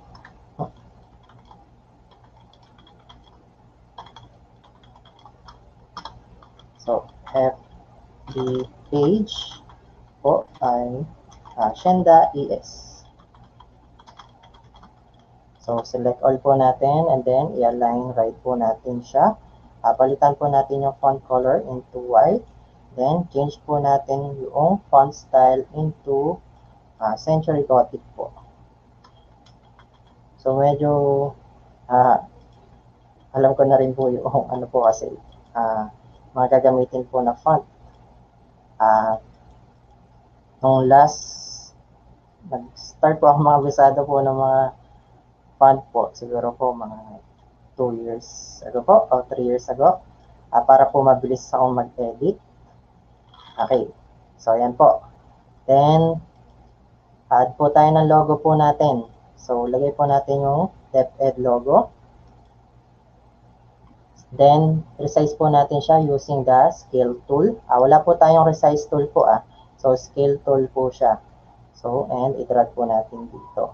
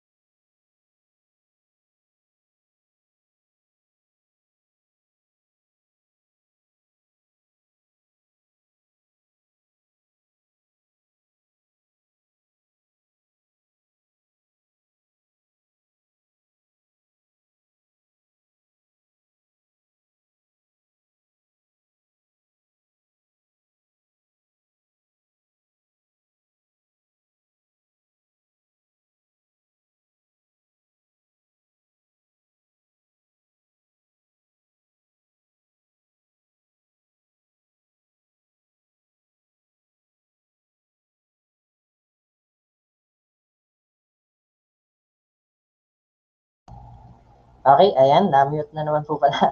So, ayan po. So, medyo, nag-automatic po yung ating pagkakamute. So, pasensya na po. So, ayan po, punta po ulit tayo dito sa path selection po natin. So, punta po tayo dito and then ang gawin po natin ay alpha to selection. Text to path po. Ang gawin po pala. Then text to path and then nandito na po yun sa path po and then path to selection. So, selected na po siya. So, pwede na po natin gamitan ng gradient. So, palitan po natin yung kulay po ng ating gradient. Gawin po natin dark blue yung foreground. Then, yung background po, gawin po natin na parang, ayan. So, dark pink. Then, gamit po tayo ng gradient tool. So, atakin po natin. So, okay. Then, balik po tayo doon. Punta po tayo dito sa ating text po ulit. So, i-duplicate po natin ito. Duplicate layer po natin. Then, i-deselect po natin at punta po tayo sa filters, sa light and shadow, at long shadow. So, palitan po natin yung kulay po ng ating long shadow. Gawin po natin white. Then, yung length po ay bawasan po natin. Parang natural lang po. And then, lagay po natin, balik po ulit tayo doon sa filters. Light and shadow, then lagyan po natin ng drop shadow. So, parang nag-hover po siya doon sa surface. So, ayan po. Then, add po tayo ng another text. Halimbawa po, opening of classes for school year 2020, 2021 na po pala, 2021 to 2022. Okay. So, palitan po natin yung font po ulit ng agency po, agency FB. So, dito po, ito na po yung itsura po niya. So, parang kulang pa rin po ng detail. So, ilagay po natin yung mismong date po noong ating opening of classes. So, ilagay po natin dito, September 13, 2021. Okay, then, change it back to agency FB. Then, i-align center po natin siya. So, gamit po tayo ng move tool para maiangat po natin. Then, lagay po natin yung slogan po ng ating school or tagline po. Halimbawa po, sa amin po, sample lang po, in our school, we offer an education that lasts a lifetime. Ayun. So, ang gamitin po natin na font dito ay siguro po Kozok Ninja po. Then, i-italic na lang po natin siya. Then, liitan po natin. Siguro po ay nasa 30 lang po siya. Then, palitan po natin ang kulay into black.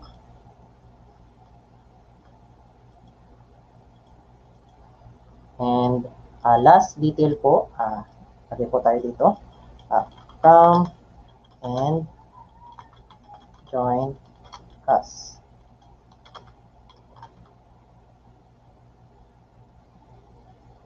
So, bold po natin. Then, italic po natin.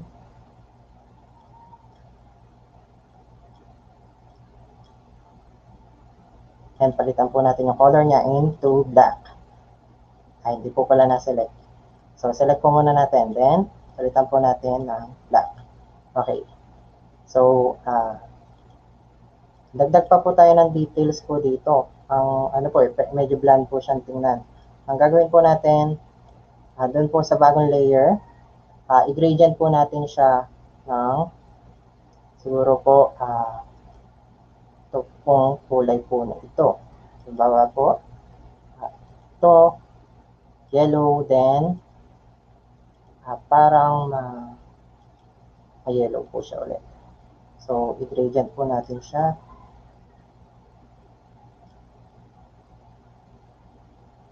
And ipailalim po natin. Masyado pong dark. So, ang gawin lang po natin ay dito po siguro. Kaya ito po ay yan. So, ito po ay gawin natin orange.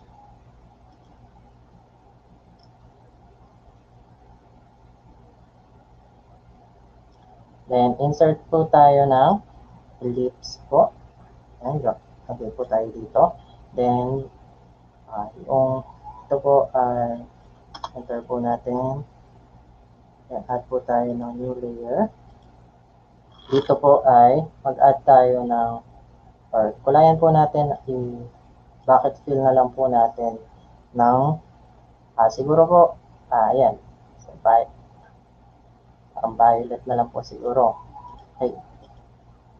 Then, pailalim po natin siya. Ibahin po natin yung kulay na lang po ng ating text. Yung September 13, gawin po natin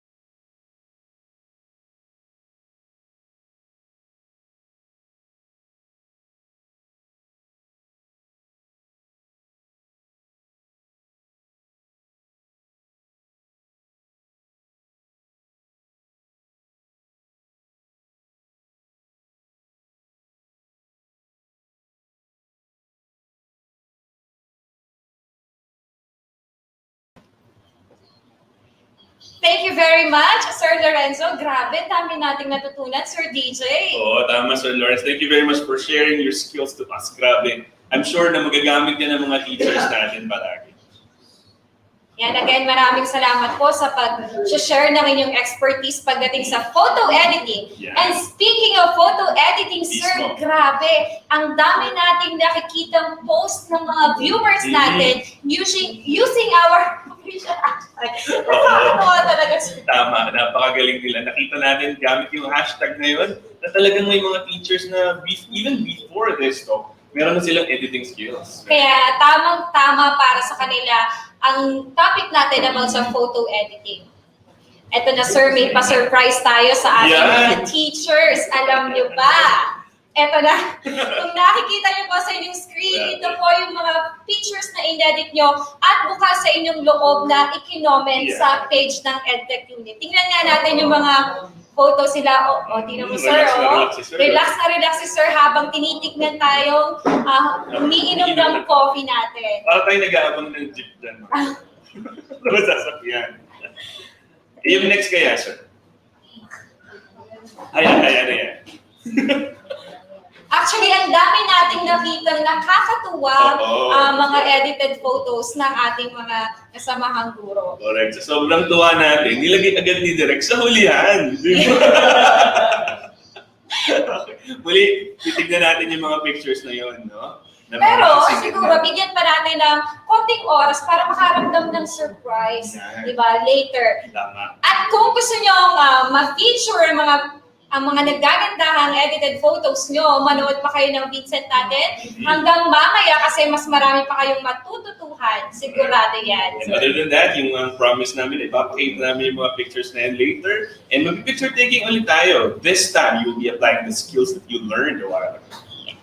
Now, for this part of our session, we will explore another software that can help us come up with instructional materials. That's right, Sir DJ, because digital illustration is one of technology's many advantages. It is only natural to explore its functions. And for that, we will be educated once more, this time, by a teacher at Sibug Elementary School in General Tinio District in SDO Nueva Ecija.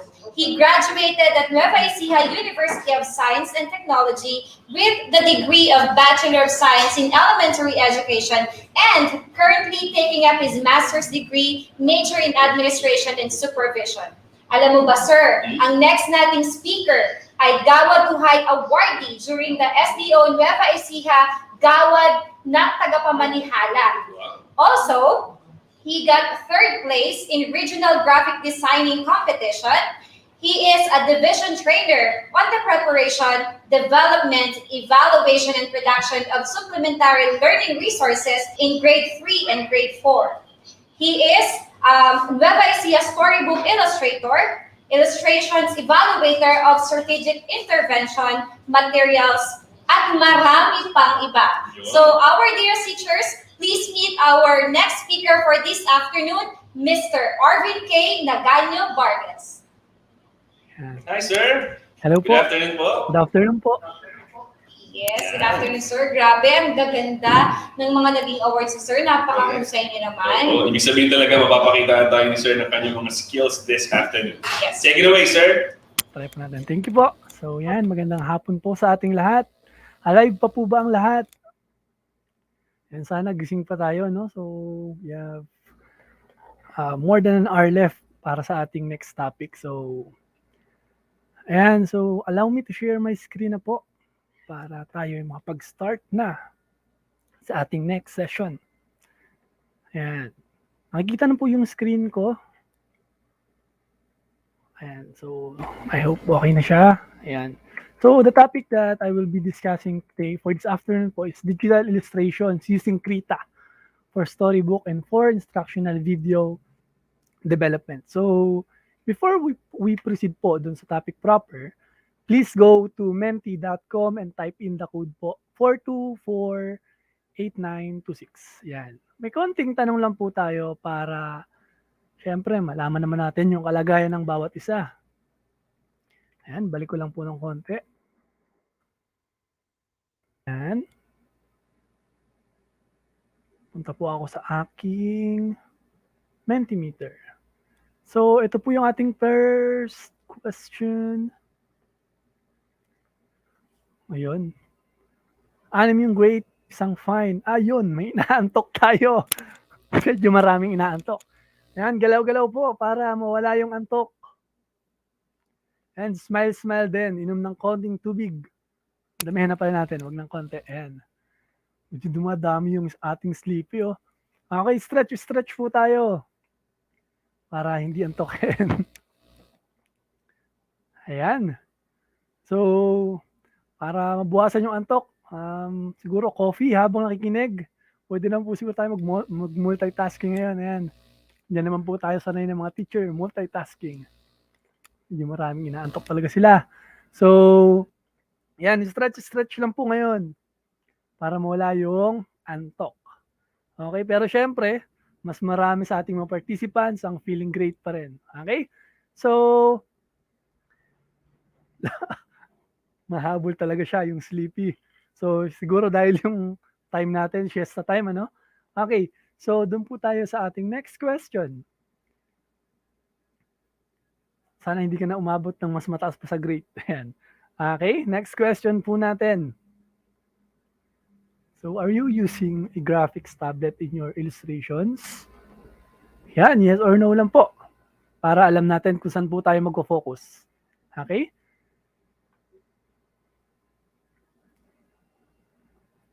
Next question natin. Are you using graphics tablet in your illustrations po? Pag magawa po tayo ng mga illustrations, lalo na if we're going to develop localized materials for our children, for our learners. And gumagamit po ba tayo ng mga graphics tablet or simply pen and paper lang? So, yan. Lagay lang po natin, check lang po natin kung yes or no. Okay. So, refresh ko lang siya.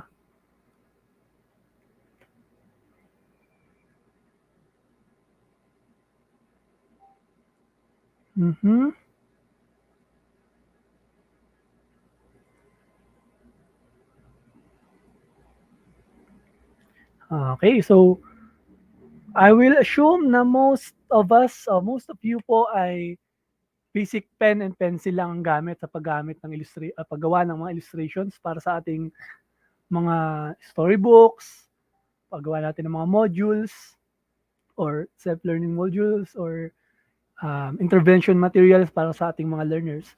So for today po, tuturuan ko kayo kung paano natin ita-turn yung ating simple pen and paper into digital art using Krita. Okay po. So for today, we have here 4 objectives. First is to understand the basic illustrations and coloring elements. Next is to identify common illustration layouts na gagamitin natin kapag tayo ay gumagawa ng storybooks or books. Third, be familiar with Krita environment. And fourth, create graphics or illustrations using Krita. Okay po. So, mas masaya po, mas okay po sana kung sasabayan nyo ako sa pag-install and pag-download and pang-install ng ating software para makasabay din po kayo habang ginagamit natin yung ating application. Okay po. So, what are the things that you need? First, if wala kayong graphics tablet katulad po ng sa akin, so ako po kasi meron ako dito, ayan. Kung wala po kayong graphics tablet, you will need a good quality scanner. Okay po. Next is your finished sketches, ink in black, with any okay, kahit anong ink yan ng artist pen ang gamit nyo, okay lang. Basta erase na po lahat ng pencil and malinis yung pagkaka-erase niya. Okay? Naka-outline na po siya ng black. Siyempre, your computer and the software Krita. Okay, you can download Krita, yung software natin at krita.org. Okay? Type nyo lang po, krita.org. So, madali lang naman po siya. And, syempre, in-assume na rin po natin na hindi tayo makapag-drawing agad-agad and makapag-scan. Syempre, nag-prepare na rin tayo ng sample line art na din-drawing po natin few months ago. Okay? So, just type in this link po, capital EJWM. Okay po. Para ma-download natin yung ating illustration. Okay po, magbigay po ako ng siguro 10 seconds para ma-type yung ating link. Okay? 10, 9, 8, 7, 6, 5, 4, 3, 2, 1. So, sana okay na po. Kung hindi pa, paki-screenshot na lang po. Okay ba? So, next. Ayan. So, what are the differences ba between digital and traditional illustrations? Ayan, medyo basic concepts muna tayo, no? Okay, when we say digital illustration, so these are arts that are produced or created on a digital platform, as the term itself. It means that it uses graphics that are generated by computers and other artistic works based on electronics and software. While on the other hand, traditional illustrations or traditional arts is usually done manually by the use of paper, pencil, ink, paint, etc. Okay? So, ayan. So, ito pa yung difference nila. Digital art has the allowance to make mistakes. Ayan, katulad ng diniscuss ni Sir kanina. Pag digital yung ating ginagawa, magic letter Z, Control Z, undo. Lahat ng pagkakamali natin, mabubura ng malinis. Okay? Walang ka-effort. Mas mabilis. Unlike sa traditional illustrations or traditional art, sometimes it costs the artist much whenever mistakes are done. Lalo na kung gumagamit tayo ng paint, acrylics, oil. So, ayan. Pagka medyo saan tayo, gusto nating perfect talaga, magre-restart tayo ng panibago ulit mula simula. So, medyo costly, mas mahal. Okay? Ano pa? Okay, digital art. Okay, this makes, okay, sa digital art, less mess. Okay, hindi masyadong messy yung ating mga works. Mas malinis. Dahil nga, hindi na wala sa physical form yung ating ginagawang art. Unlike Sa traditional, working with paints makes the workplace messy and smelly. Okay? So, yun yung difference nila. Pero syempre, nasa atin pa rin yun. Alin yung mas prefer natin, di ba? Okay. Next is RGB versus CMYK. So, ito na-discuss na ni Sir kanina. Re-review lang bali natin. So, when we say RGB, RGB stands for red, green, and blue. Okay. CMYK, cyan, magenta, yellow, and key or black. Okay po. So RGB, the color space for digital images, which means lahat ng artworks natin kapag ipe-present sa screen or monitors or the display, sa any kind of screen, we will use RGB mode or color mode. Pag CMYK, ayan, kapag siya ay physically printed, not viewed on screen. If you need to recreate your design with ink or paint, the CMYK color mode will give you more accurate results. Okay po? Ayan. So, artistic elements. So, bago tayo mag-proceed sa artistic elements, sana dina-download nyo na yung ating Krita. Okay? So, para pagkatapos nating ng discussion na to, makakasabay kayo color and mag-illustrate sa Krita. Okay po? So, artistic elements first is line. Ito yung pinaka-basic na artistic element. Okay? So, there are many different types of line. Siyempre, bata pa lang, tinuturo na yan. Yung mga horizontal line, etc. Characterized by their lengths, being greater than their width. Lines can be static or dynamic depending on how the artist choose to use them. They help determine the motion, direction, and energy in a work of art. Let's say, for example, this one. Gamit lang po ako ng pen. And I will draw po dito sa ating screen. Okay, pasensyahan nyo na po, yung aking kamay ay medyo nanginginig pa kasi hindi pa ako masyado nakaka-recover sa trangkaso. And simple illustration lang.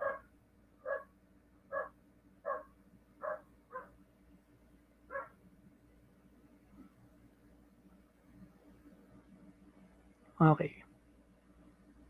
Siyempre, hindi mabubutong illustration na to kung walang line, di ba? And also,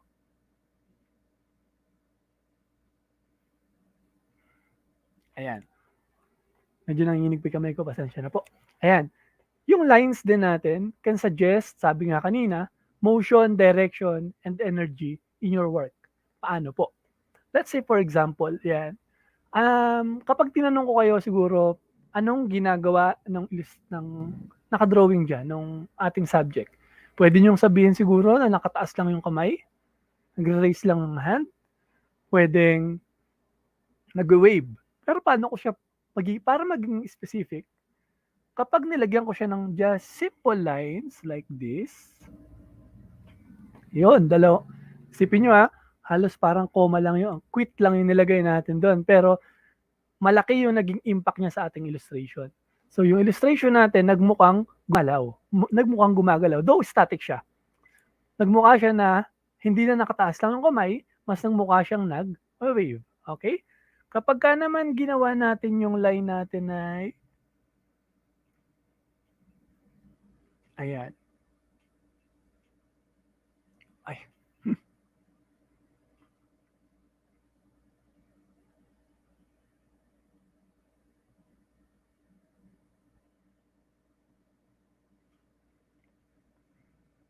Ayan. So, see? Yung simple lines, ang laki ng nagagawa niya para mabago yung mood, yung movement, yung energy doon sa ating mga illustrations. Okay? So, first artistic element natin ay line. Okay? So, nasa atin na kung paano natin siya gagamitin. Okay? Next. So, line followed by shapes. Okay? A shape is defined as an enclosed area in 2 dimensions. By definition, shapes are always flat, but the combination of shapes, colors, and other means can make shapes appear three-dimensional as forms. Shape can be created in many ways, the simplest by enclosing an area in an outline. Okay, let's say for example, so dito kadalasan, uh, so simple shapes. Let's say for example, meron tayo ditong square and another square here. Okay, simple shapes lang siya. Pero sabi kanina, a combination of shapes and other, for example, lines and colors can make our illustration look three-dimensional. Okay, we have here two lines, two shapes, and we're just going to connect it with the line. Okay? So, lagay natin to dito. Ayan. Kanina, yung simple na shape, ayan, nagmukha ngayon siyang 3D. Okay. Isa pang sample para mas malinaw. Okay. Simple shape. 2D or flat. Maglagay pa ako dito ng isang maliit. Okay. And then, connect ko lang ito dito. Ito dito. Okay. So, it gives us the illusion of having an object with depth. Okay? So, ayan. Okay po. So, kanina, simple shapes lang siya. Then, we combine those shapes and we form a three-dimensional object, a cube or a box. Okay po. So, ayan. Next. Space. So, space is actually what draws our attention to objects on a page. Okay? So, the lack of space on a page may contribute to a claustrophobic or uneasy feeling, or perhaps confusion or chaos. The generous use of space in a picture suggests quiet serenity or and emptiness, loneliness, or isolation. Space can also create the illusion of distance. So let's say for example, sa book, drawing tayo dito ng book. Ayan.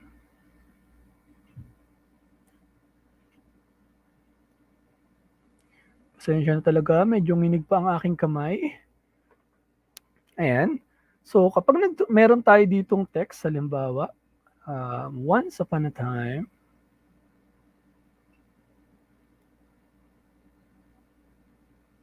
a time, ayan, blah, blah, blah. Then, meron lang tayong maliit na illustration dito, for example. Okay? So, dahil isa lang yung space natin, nasa gitna yung illustration natin, and malaki yung space sa gilid, kung papansinin nyo, ito malaki yung space, parang ang calm lang niya tingnan. Unlike kapag pinuno natin to ng same illustrations, for example, marami. Ayan. Damihan natin. For example, ayan. Mabilisan na lang tayo po, ano? Isa yung ating time ay ating hinahabol. Ayan. So, nag-iiba yung dating ng illustration sa book. Okay? What I mean is, the more space, may sinasuggest siya na feeling. Mas maraming open space, may feeling na sinasuggest. Mas maraming illustrations, mas may feeling din siyang sinasuggest, like being busy or the other way around. Okay? So, ayun po yung next nating artistic element, yung third, yung space. Sabi rin, it suggests distance. Let's say, for example, drawing ako dito ng isang illustration and line. Siyempre, mas malapit sa kanya, suggest closer distance. And mas malayo, and yung size, suggest further distance. Okay po? So that is space. Third, ito, one of the most important, yung color. Color can be observed for its hue, lightness, and saturations. So yan na yung darker red, lighter red, yung saturation, yung pagiging matingkad ba ng kulay or not. Okay, so red and yellow are warm and hot colors and often suggest warmth, cheerfulness, or excitement. However, red can also signify danger and yellow, cowardice, or fear. Blue and green are cool and cold colors and often suggest calm, serenity, or renewal. However, blue can also signify depression, and green, envy, or illness. Okay po. So gaano ba ito ka-importante? For example, gagawa tayo ng isang storybook. And sa storybook natin, ang line niya doon nakalagay in a warm summer afternoon. Ayan, summer afternoon. So we will be using colors that suggest summer, that suggest hot weathers. Okay? Tama, hot temperature. So gagamit tayo ng blue, ng green. So hindi, di ba? So gagamit tayo ng color that na nagsusupport doon sa text na kanyang pinoportray. Okay po. So dahil sabi, summer, syempre gamit tayo ng red or yellow or orange para masuggest natin yung hot, yung summer weather. Summer. Okay po. Next. Okay. Letter E is texture. So ano yung texture? At the most basic level, so hindi ko na siya babasahin. Pag sinabi nating texture as the word itself, ito yung kung magaspang o madulas, wavy or smooth siya, or straight siya. Okay? So magbigay tayo ng example. Basic lang. Okay po, drawing tayo dito ng for example, ito ay alam ko na nasagot ng iba dito eh. Ayan, basic lang po tayo, no? Mabilisan lang para tayo ay makatapos.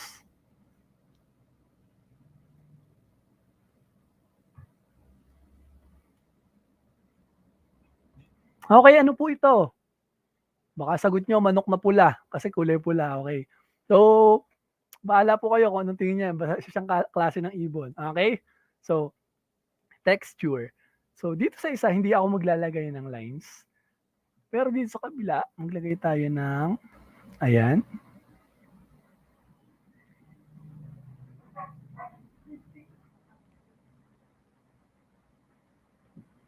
Ayan. So, by adding texture, we create sensation or the sense of touch sa ating mga viewers, sa ating mga readers, lalo na sa mga bata. Okay. Kung hindi niyo papansinin, huwag niyo munang pansinin to, dito muna kayo. Kung makikita niyo, siguro sasabihin niyo, smooth, pag ginawakan siya ng bata, pag ginawakan siya, smooth, wala kang mararamdaman, madulas. Unlike dito sa kabila, magkakaroon kayo ng imagination na kapag hinawakan ko tong ibon na ito, you will feel the roughness of its fur, siguro. Ayan. Okay? So, that is texture. Okay?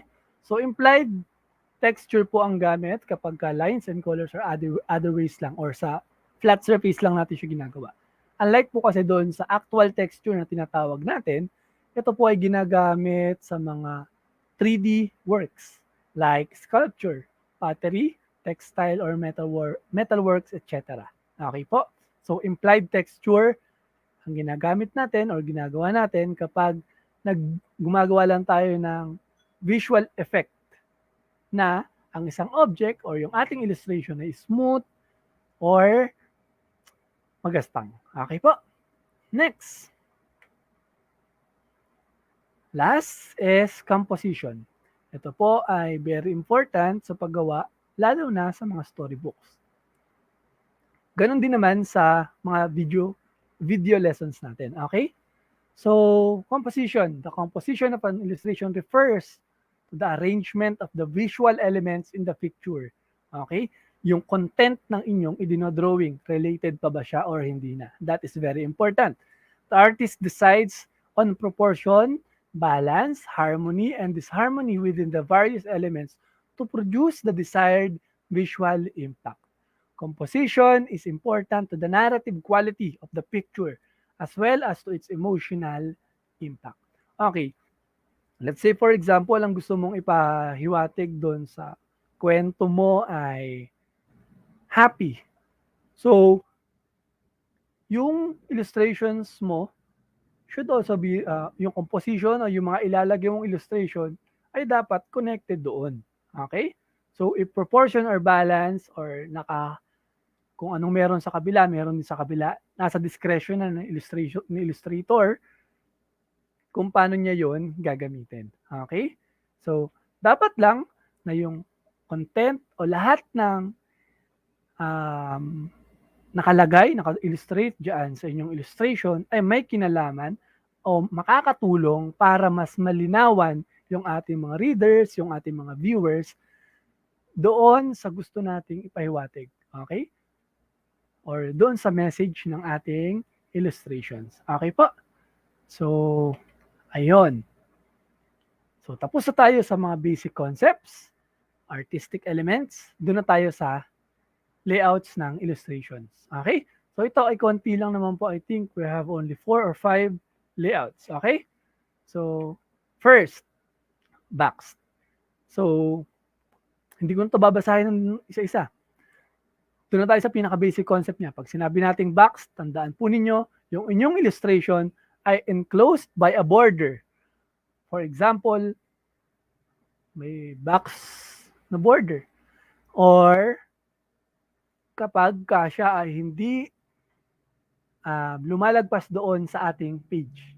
Let's say, for example, this illustration. Okay? The illustration might be cropped from a loose edge original or painted to a ruled edge. Okay, pansinin niyo po ito, tuwid yung mga gilid niya. Ayan. Okay po. So, naka-box, naka-confine sa isang box. So, trimmed. Okay po. As the name suggests, box. Tandaan po ninyo yan. So, nasa inyo na po yan kung yung illustration bang gagawin ninyo ay naka-boxed or hindi. Okay, this illustration is from Levi Pinfolds, Greenaway Award-winning Black Dog. Okay, kung pansinin niyo po yung kanyang pagiging artistic, ginawa niya rin sa layout, no? Para magmukhang lalabas yung subject niya, inilabas niya yung paw ng dog, ng black dog, doon sa border or sa box ng kanyang illustration. Okay? And balance yung composition. Pansinin nyo, wala masyadong illustration dito, walang subject na umaagaw sa attention doon sa ating main subject. Okay? Next. Vignette. Ayan, sinerch po ito, vignette.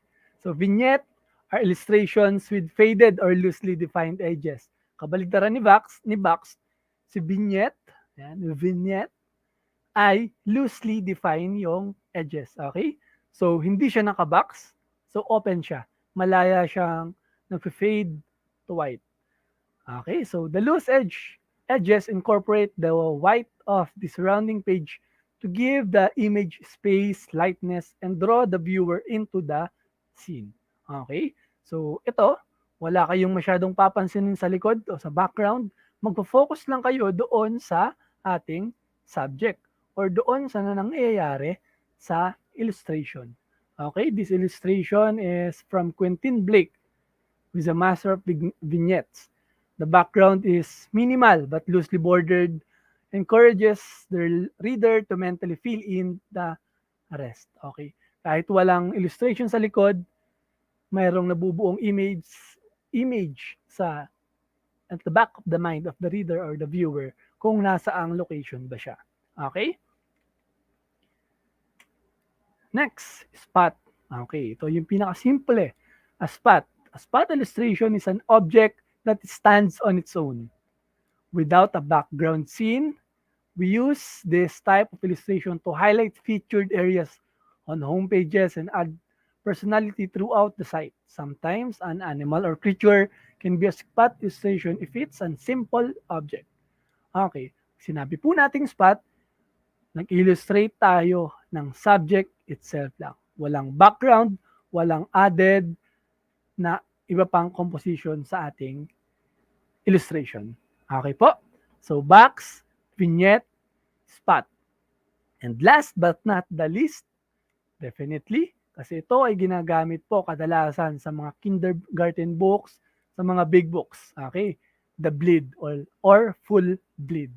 Okay, bleed refers to a part of an illustration that runs off the pages, edges. Okay, full bleed means an image that entirely fills the page and is cropped by the trim. Okay po, in simple words, yung atin pong illustration ay pinupuno yung buong page. Walang white o walang walang space para sa blank. Okay? So katulad ng sample natin dito, ayan, nakasagad siya sa trim or sa edges ng ating page, ng ating paper. Okay po. So kailan daw siya ginagamit? So nowadays, many picture books are full bleed throughout. However, it's particularly effective when suddenly brought into play for the most dramatic and panoramic images. Okay po. So this is an example of Axel Scheffler double page showing a full bleed illustration and 2 vignettes. Okay po. So yan po yung ating example. Okay. So sana po makatulong yung ating mga una-unang diniscuss and lalo na itong layout sa paggawa ninyo ng inyong mga localized storybooks para sa ating mga learners. Okay po. So, punta na tayo kay Krita. So, sana po nakapag-download na kayo ng Krita. By the way, basic downloading lang naman yan. Kung magre-request po siguro kayo kung paano siya i-download, sige, subukan natin ng mabilis lang. Okay? So, what is Krita? So, Krita is a professional free and open source painting program. It is made by artists that wants to see affordable art tools for everyone. Okay po. Escape ko muna tayo dito. And punta lang tayo sa krita.org. Tulad ng pinapa-download ko po sa inyo kanina. Ayan. So ito po siguro yung nakita nyo kanina, no?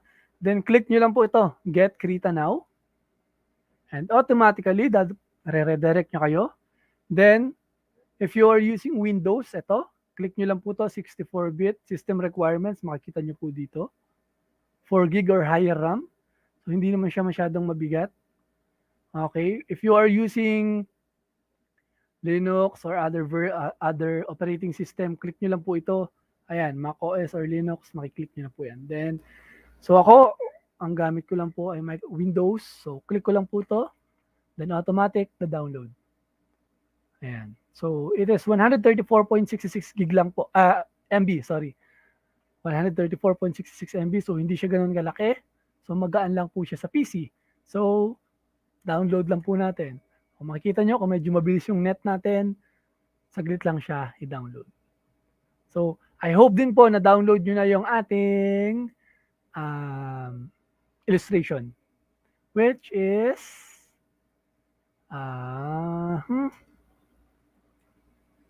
this one. So, I hope na-download nyo na po yan kasi gagamitin natin yan ngayon. Okay? So, balik tayo dito sa ating presentation habang tina-download si Krita. Okay. So, sinabi ko na po, si Krita ay free. Hindi nyo po kailangan mag-register. Wala kayong babayaran. Free po siya. Pwede siyang i-share kahit kanino. Okay? Walang account or pagdating ng panahon siguro, hindi natin masasabi, pero sa ngayon, siya po ay free na free na free. Okay? So, free for everyone. Okay. So, dito tayo sa kanyang interface. So, pinaka-basic lang. We have 5 here. The traditional file or action menu, the toolbar, sidebars, the status bar. Oh, okay. Kita nyo, tapos na ako agad mag-download kasi maliit lang naman siya. Okay? So, status bar and the floating panel or Docker. Start tayo sa traditional file or action menu. Ito yung ating menu bar, yung pinakataas. Makikita niyo yung file, menu, ang view image layer. So, okay. So, next is yung toolbar. Sa ilalim lang niya. Ito rin siya, yung nasa gilid na to. Yung sidebars natin. Ito rin yung ating toolbar. So, this is where you can choose your brushes. Set parameters, such as opacity and size and other settings. Okay. So, sa toolbar, as the name suggests, dito natin makikita yung ating mga tools. Okay po. Next, sidebars and the movable panels or dockers. So ito po siya, yung nasa gilid. And nasa left and nasa right natin. Okay? So mamaya natin isa-isahin yung mga yan. So hindi na natin pala isa-isahin. Pupunta tayo sa mga pinaka-importante na madalas natin gagamitin. Okay? Next, yung nasa ilalim, status bar. So ayan po siya. So status bar, this space shows the preferred mode for showing selection or yung ating marching ant. The brush preset, color space, kung kayo ay naka CMYK, RGB, the image size, provides convenient zoom control. Okay? So ito yung image size, yung ating zoom control, ito sa part na to. Okay po? So floating panel, so ito lang yung mga ating docks or panels na nagpa-float. Whenever na may kinlik tayo, yung bigla na lang magpa-pop up, yan po sila. Okay? So, ayan. Next. So, these are my references po. Ayan. So, dahil dyan, tapos na po ang ating discussion. Pero hindi pa ang ating session. Okay? So, doon na tayo kay Krita itself. Okay? Minimize ko na po ito. Punta na tayo kay Krita. So, kanina nag-download kayo. Puntahan ko lang yung aking dinownload. Close. So, ito siya. So, paano ba siya i-install? So, madali lang po. Ayan. Dami ko nang download ng Krita. Actually, naka-install na po siya. Pero for the sake of everyone, para makasabay kayo, gawin na natin. Okay?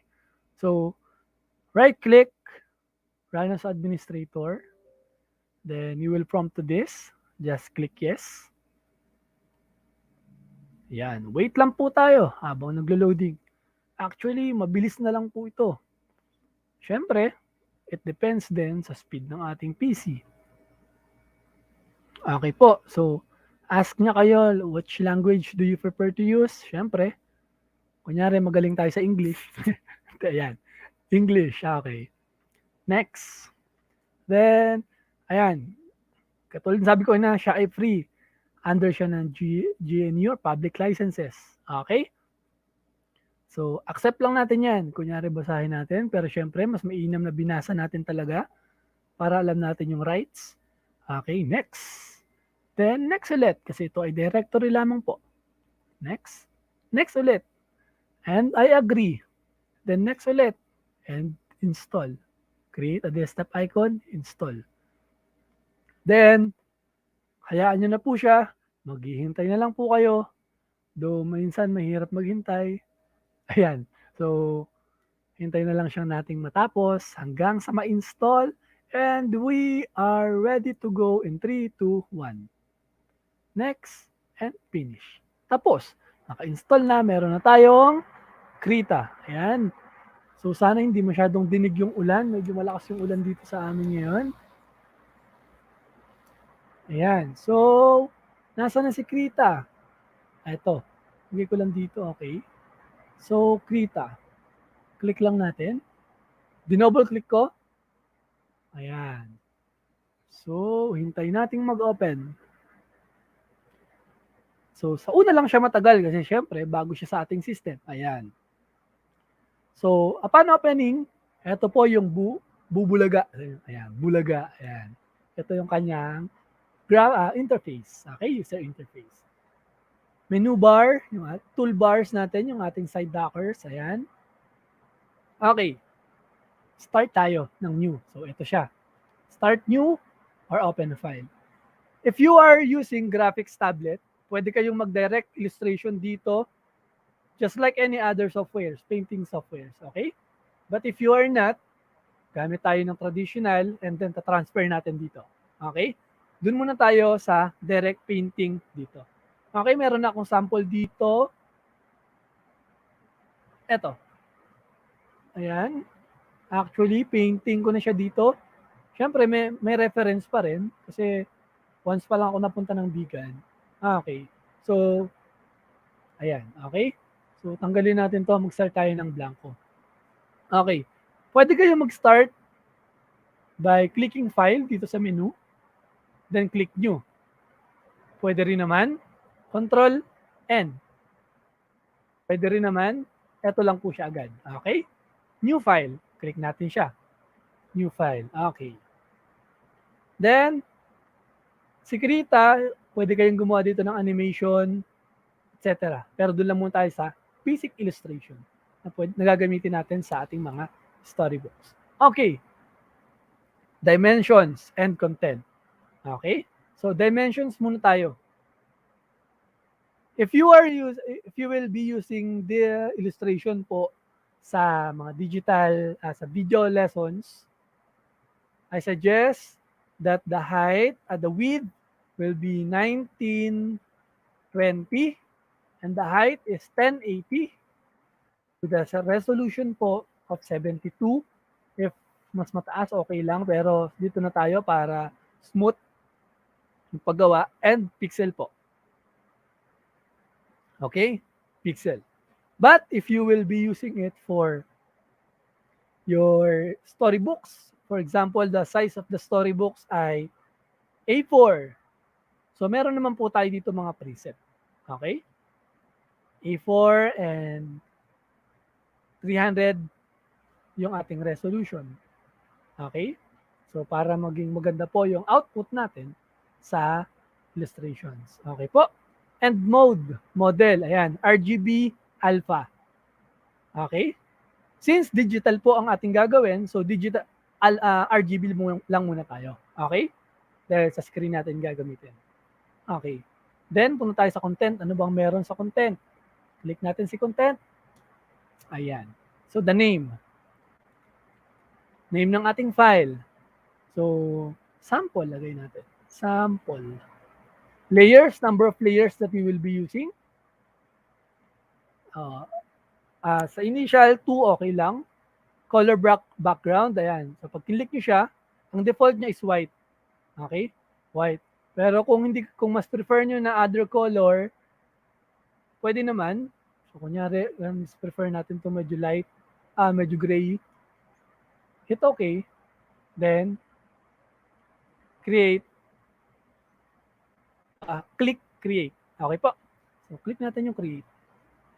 Ayan. So, mapapansin nyo, medyo gray. And here, ito yung ating layers. Background natin. Sinet natin siya kanina. Kung tatandaan nyo, gray, di ba? So, ayan siya. So, ito yung ating mga dapat tandaan na laging gagamitin natin dito. So, itong kanyang mga tools is nahati po, no? Itong 4 sa taas is for vector. Vector tools natin yan. Ito, kadalasan natin gagamitin dito. Freehand brush. Okay. Move tool. Ayan. Yung ating transform o yung pagre-resize. Yung ating paint bucket or yung fill. Yung ating color selector. Isa-isahin natin yan mamaya. And then yung ating super continuous selection tool or yung magic wand. Okay, sana malinaw pa po yung boses natin, ano? Medyo lumalakas po yung ulan eh. Okay? So, sarap magkape na yan, ha? Ayan, kape na naman. Kaya na umaga kape, no? Okay, so, start na tayo. Since I am using my graphics tablet, I can create easily my illustrations. Okay? So, meron tayo ditong layer. Ito sa gilid. Nakita nyo to? Paint layer 1. So, dito meron tayong plus button. Pag kinlik nyo yan, automatically mag-add ng another layer. Okay? So, meron tayong layer 1, layer 2. Yung layer 1, rename natin. Okay, double click mo lang siya, rename natin outline. O, lagay natin ng sketch muna. Then, yung layer 2, rename natin, gawin natin ink. Then, gawa tayo ng panibagong layer and i-rename natin siya as color. Okay, so we have 3 layers basically. The ink, the sketch, and the color. Start tayo kay sketch. Siyempre, una tayo mag-sketch. Okay, eto na yung mag-start na gumamit ng graphics pen. Okay. So, paano tayo mag-i-start? Okay, sa baba ng layer, mapapansin nyo po yung ating brushes. Napakadami pong brush na inyong pagpipilian. Pwede kayong mag-experiment dito. Okay? So, overview lang po tayo. Okay, yung una, yung eraser, mababasa nyo naman po yan. So, punta tayo dito sa ating, dahil sketch, pencil muna tayo, syempre. Okay, pencil. Ayan, pencil.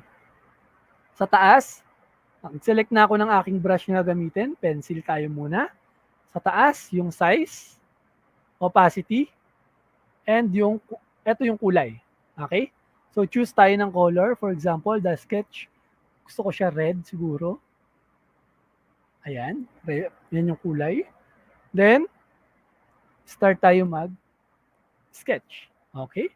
So, let's say, for example, sketch tayo. Mabilisan lang, ano? Kasi, limited yung ating time. Oops. Siguro kitang-kita na yung kulot kong buhok yan sa screen. Okay. So, ayan, hindi pa ako masyado makapag-okay ng drawing ngayon. Medyo nanginginig pa po talaga yung aking kamay. So, by the way, ito ay sketch lang naman po muna. Medyo nginig pa po talaga.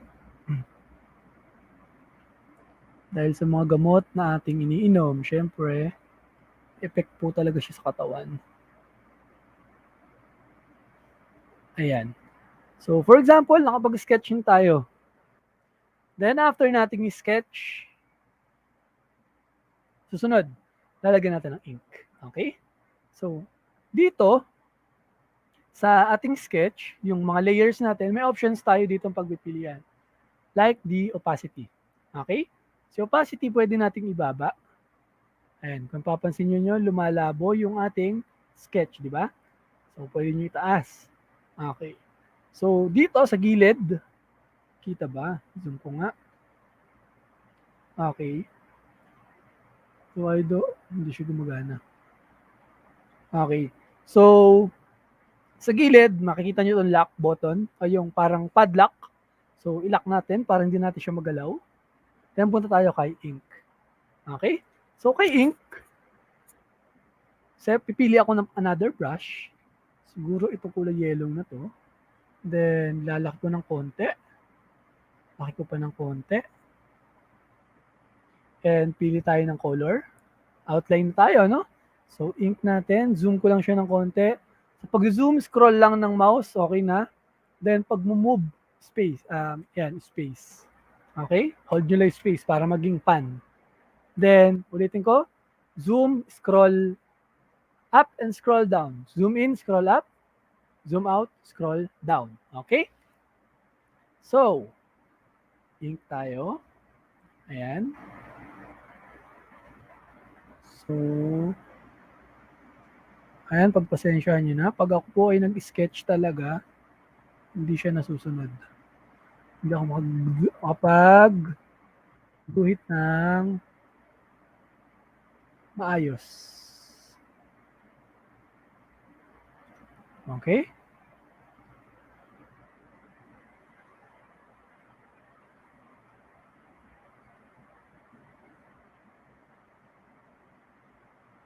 So, ayan.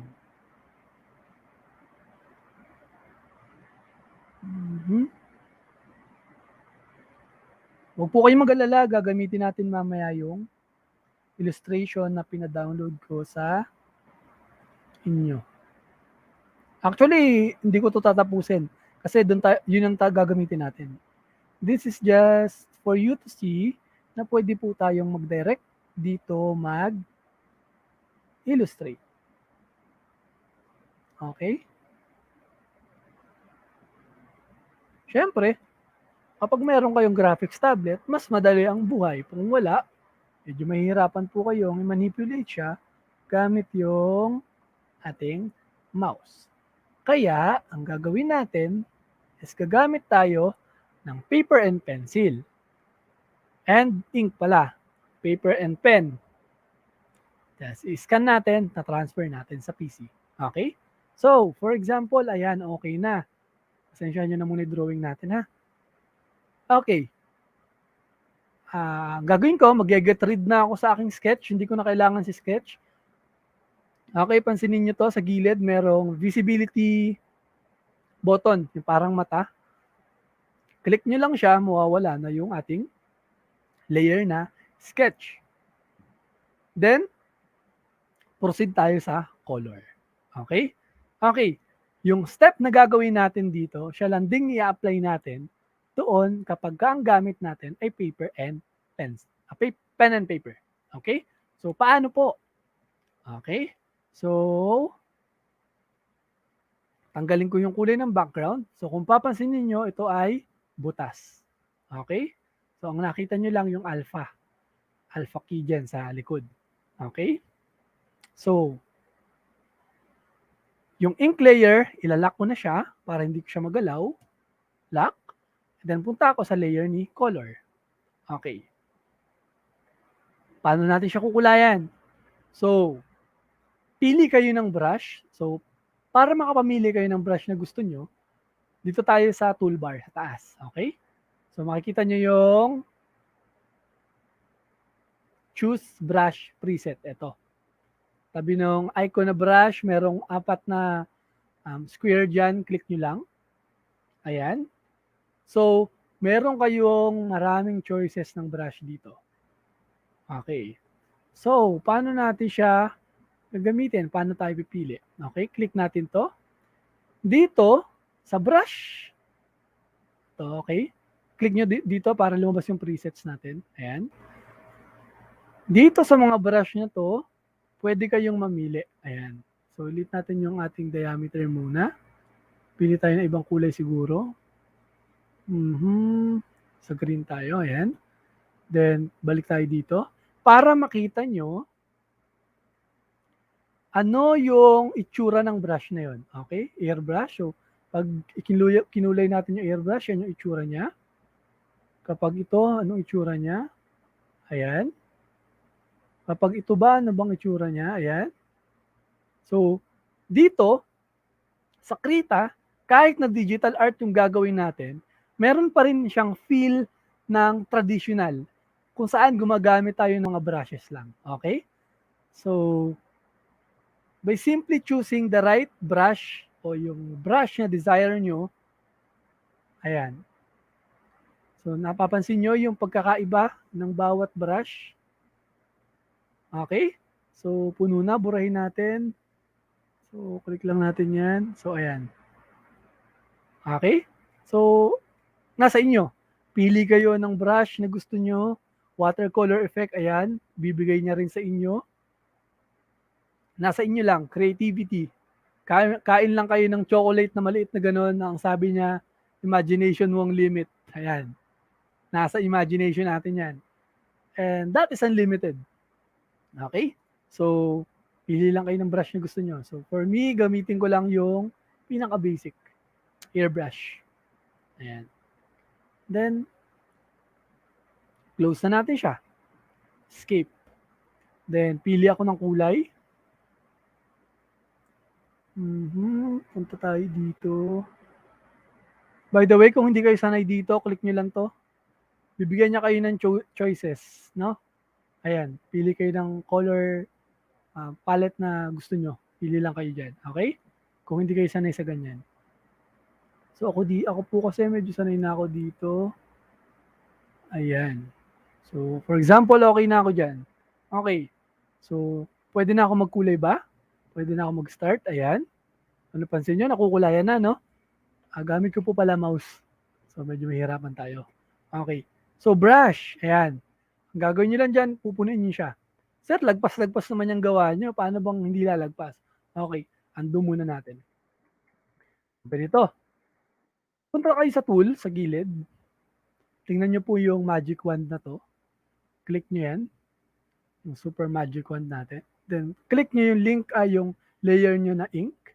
Then, select yung part na gusto nyong kulayan. Make sure na your illustration is enclosed. Okay? Ayan. So, ayan. Then, mabilisan tayo. Hindi tayo gamit ng brush, but gamit tayo ng paint bucket or fill tool. Click ko to, fill tool. Then, punta ako kay color. By the way, hindi nyo naman siya makiklik dyan dahil nakalock, di ba? Punta tayo kay color. Click. Tada! Nakulayan na siya agad. Okay? So, ngayon, para makasunod ang lahat, i-close ko na po ito. Punta tayo doon sa ating i-download na illustration. Okay? So, hindi ko siya save ba? Okay? Punta tayo doon sa illustration natin. So, ang gagawin lang natin para mabilis, drag and drop. Click ko siya, drop ko siya.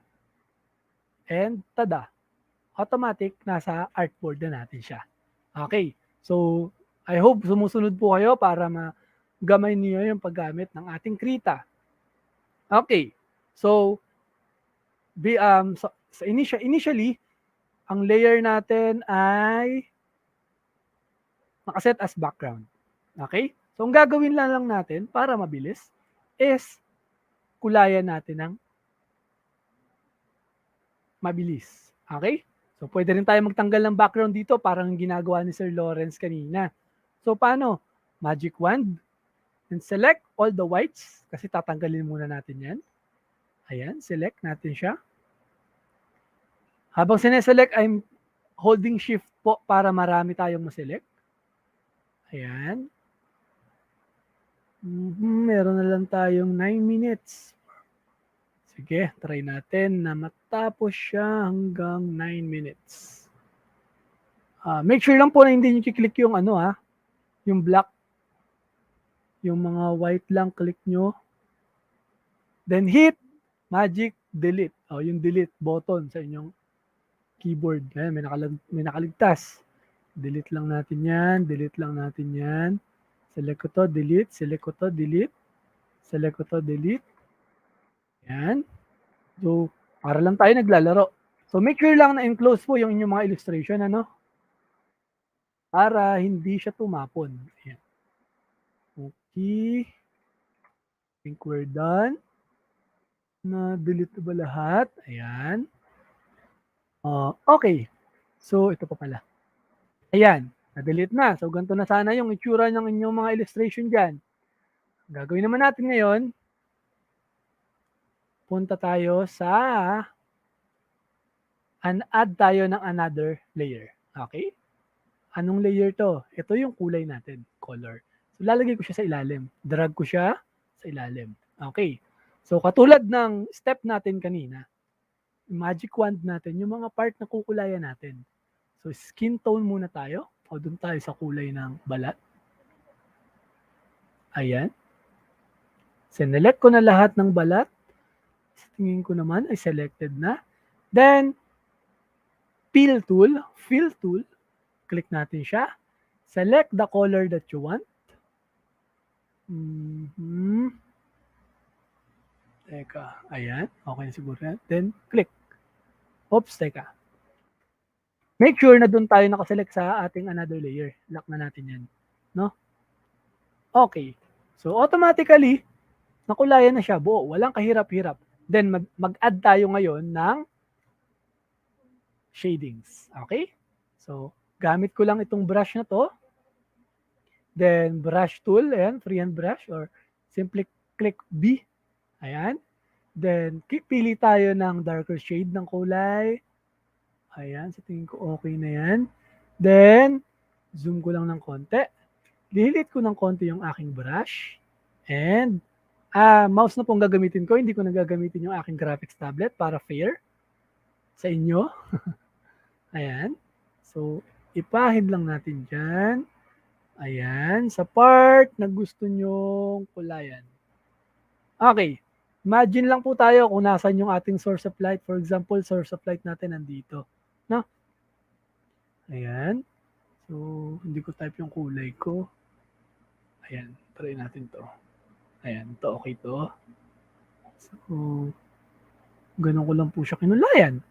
So, ganun lang din po kadali para sa inyo ito ngayon. So, litan ko lang para fit doon sa part na gusto ko lang kulayan. Ayan.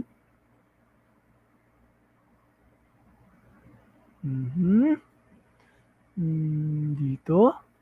Kulayan nyo na rin po yung inyong illustration dyan. Para sabay-sabay tayo makatapos. Okay, langin natin ng konti. There are many apps po na pwede kayong gamitin, but I am suggesting Krita kasi ito po ay free. At wala kayong magiging problema. Bukod pa doon, hindi ganoon kalaki pag dinownload nyo. Okay? So, natin konti. So, hindi natin ito masyadong ma-precise ngayon. Siyempre, may time tayong hinahabol and parang may mga deadline tayo, ganyan. So, ayan. So, I think we're good na dyan. Then, punta tayo ulit sa ating magic wand. Punta ako kay background. Then, select ko yung mga part na gusto ko ulit kulayan. So, for example, yung buhok. So, gawin natin medyo may edad. Shift. Tsaka yung kanyang kilay. Then, punta ako ulit kay paint layer. Select ako ng kulay na gusto ko. For example, I want it to be gray. Then, fill. And click ko lang siya. Automatic. Ayan. Nakulayan. No. Okay. So, gusto ko ulit maglaad ng shade. Ganun ulit. Punta ulit ako kay brush. Pili ng mas darker shade. And size. Kung sa tingin nyo, hindi siya magko-complement. Ayan. Ayan. So, I prefer po kasi na manual po talaga yung paglalagay ng shading para mas nasanay po siguro ko doon. Kaya ganun. Okay, then balik na naman tayo sa process na yun. Punta ako kay background. Then select ko ulit yung aking gustong kulayan. Ayan. Yung hat niya. Then punta ako kay fill tool. Select ako ng kulay. Ayan. For example, green tayo. Moss green. Kunyari, ayan. Then, paint tool. Ayan. Kulay ko lang. Then, good to go. Tapos, pwede naman sa brush tayo ulit. Then, add tayo ng shade. Dahil, ayan. Yun, nandito sa ilalim, syempre, mas dark yan. Lakayan natin ng konti para mas mabilis. Pwede naman pala si sir. Okay. So, add ako ng, ayan, lagay tayo ng highlight kunyari. Ayan. Para mas nabuhay yung ating illustration. So, pansinin nyo, sumobra, no? Pwede nyo gawin dyan. Pagka ganyan, ando muna tayo. Kung sa tingin nyo, lalagpas. So, magic wand. Select nyo lang yung part na gusto nyo kulayan. Then, balik kayo kay brush. Then, ayan. So, para dun lang sa loob na yun, magkulay. Then, balik na naman tayo kay wand. Select natin yung part na gusto natin kulayan. Select the color that you want. And then, fill tool. Balik kay layer ng kulay nyo. And then, tada. Okay? So, bibilisan ko na po. Kukulayan ko na ng mabilis itong ibang part. So, deselect muna tayo. Magic wand. Deselect, Control Shift A. So, pwede naman, Kaya lang, hindi ko suggest na gawin nyo to, pero kung nagmamadali kayo, pwedeng ganito gawin nyo. Unlock natin yung ating image. Punta ako kay background. So, ako kasi 100% sure ako na naka-enclose tong illustration ko. So, ibig sabihin, walang mga butas dito sa mga pagitan na yan. So, naka-enclose siya. Okay? So, pwede kong gawin, direct fill na lang ako. Fill tool. Selected yung layer na yan. Then, pili ako ng kulay na gusto ko. See? So, click na lang ako dyan. And automatically, mafe-fill niya o makukulayan ng kulay na gusto ko yung aking illustration. So, ang bilis, di ba? Easy peasy. Sobrang bilis. Kaya lang, syempre, meron tayong ayoko ng kulay na yan. Ayan. Tapos, fill lang, ano?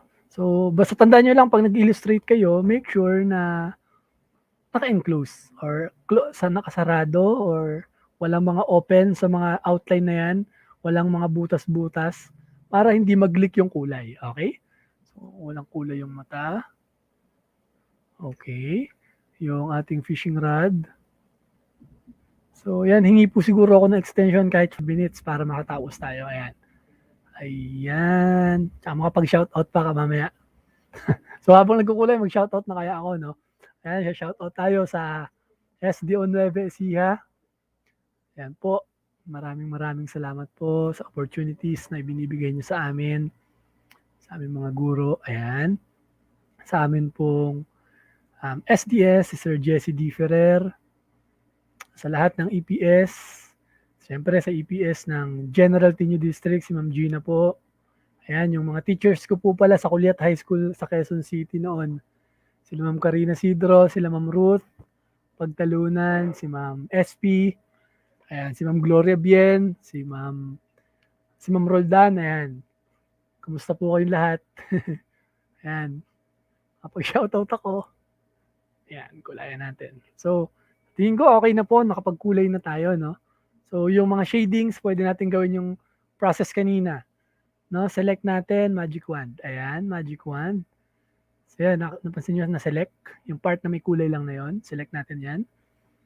And, punta kayo kay brush ulit. Then, para makuha nyo yung kulay na yan, may color picker po dito, yung parang eyedrop. Ayan, color selector. Click nyo lang yan. Click nyo to. Ayan. So, automatic na ginaya niya yung kulay, no? So, pili tayo ng darker shade. Then, brush tool. And, ipahid nyo lang sa part na gusto nyong kulayan para magkaroon kayo ng illusion of shadow. Ayan. Siyempre, pag naglagay po kayo ng shadow, make sure na kung naglagay kayo ng shadow sa right, o nag-drop siya sa right, make sure po na most of them are nasa right. Unless may object na magkakast ng shadow sa kanya. Okay? Para mas mukhang realistic naman yung ating illustrations. Okay? So, one tayo ulit. Select ko to. Then, brush. Then, color pick muna tayo. Kulay nito. Then, darker shade. Brush. Ayan. Yun. Then, mabilisan na. Okay? So, yung mga brush po natin, pwede nyo explore yan. Okay? So, explore nyo na lang kung anong brush yung mag-work para sa inyong preference. Okay? So, ayan. Wala lang tayo ng then brush. So, pag po kasi plain yung illustration, walang variety, walang darkness, walang lightness, walang effects ng shadow. Dahil siya tingnan, di ba? Plain. So, ayan. Brush, color picker, kulay natin itong kulay na to, darker color, then brush, and then, ayan. So, Then, and we're done. Tingin ko, okay na po muna yan. Okay? So, isa pang huwag kakalimutan yung pag sa mata. Deselect ko muna to. Ayan. Asan yung deselect? So, magic 1 tayo. Deselect. Control-Shift-A. Yung sa mata, itong minsan nagkakamali ang mga nagsisimula pa lang mag-illustrate. No? So, lilitan ko yung brush ko. White. Huwag niyong iniiwanan na plain po yung mata. Plain color, okay? Maglagay kayo ng white dyan para hindi siya dull o hindi patay tingnan yung mata. Okay? So, ayan. So, that's it. Nakapag-illustrate tayo, nakapagkulay tayo. Yung ating printed, yung ating manual illustration na in-scan, nilagay natin dito, binor natin yung illustration, kinulayan natin gamit yung Krita. And digital na siya. And, paano tayo mag-save? Madali lang. Punta lang kayo, file. Makikita nyo naman dyan, save. Okay, save. Okay, quality, 80%. So, pwede nyo todo yan, walang problema. Then, okay. Okay. So, hindi nakaka-copy. Okay. Tanggalin ko muna yung lock. Okay po. So, ayan. So, punta tayo kay file. Save as tayo. Okay. So, sa save as, makikita nyo naman po dito as JPEG ba? As Krita. So, kung Krita or .kra or Krita document, so this means ito, nakasave siya na may edit nyo pa. Okay? Save natin. Okay. So, Krita document. Pag in-open natin siya, dito pa rin siya mag-open. So, file, save as tayo. Gawin natin PNG kasi tinanggalan natin ng background. Katulad nga ng sabi ni Sir kanina, supported ng PNG yung walang background. Okay? So, save natin. Save. Then, okay.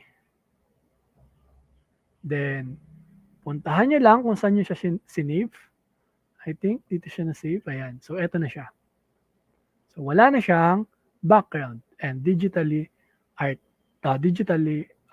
na po yung kanyang dating. Okay? So, pwede nyo siyang i-import sa inyong mga video lessons nang walang background. So, nasa animator nyo na yan kung paano pagagalawin.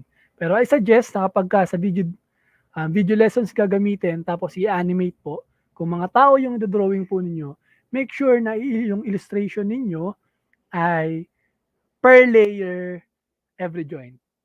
What I mean is, kung magdodrawing kayo ng tao,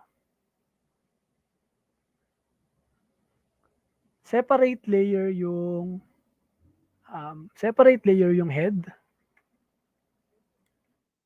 head, arm. Yun po yung ibig sabihin. No? Separate po siya. And what's good with Krita po is supported niya si PSD file. Pwede niyo po siyang i-save as PSD. Saan na si PSD? Ayan, Photoshop file. Wherein all layers are naka-save po.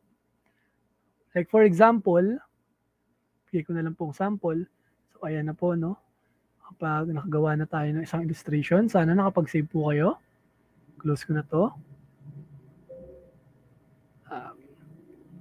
Okay, save ko na lang, yes. Okay, nakapag-save. So,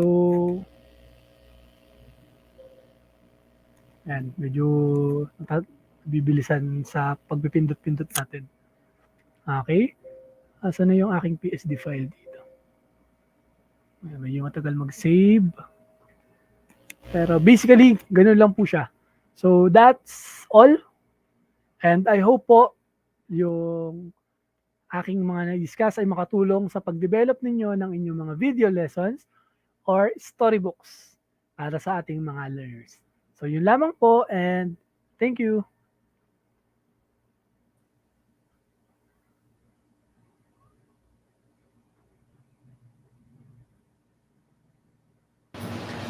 Ayun.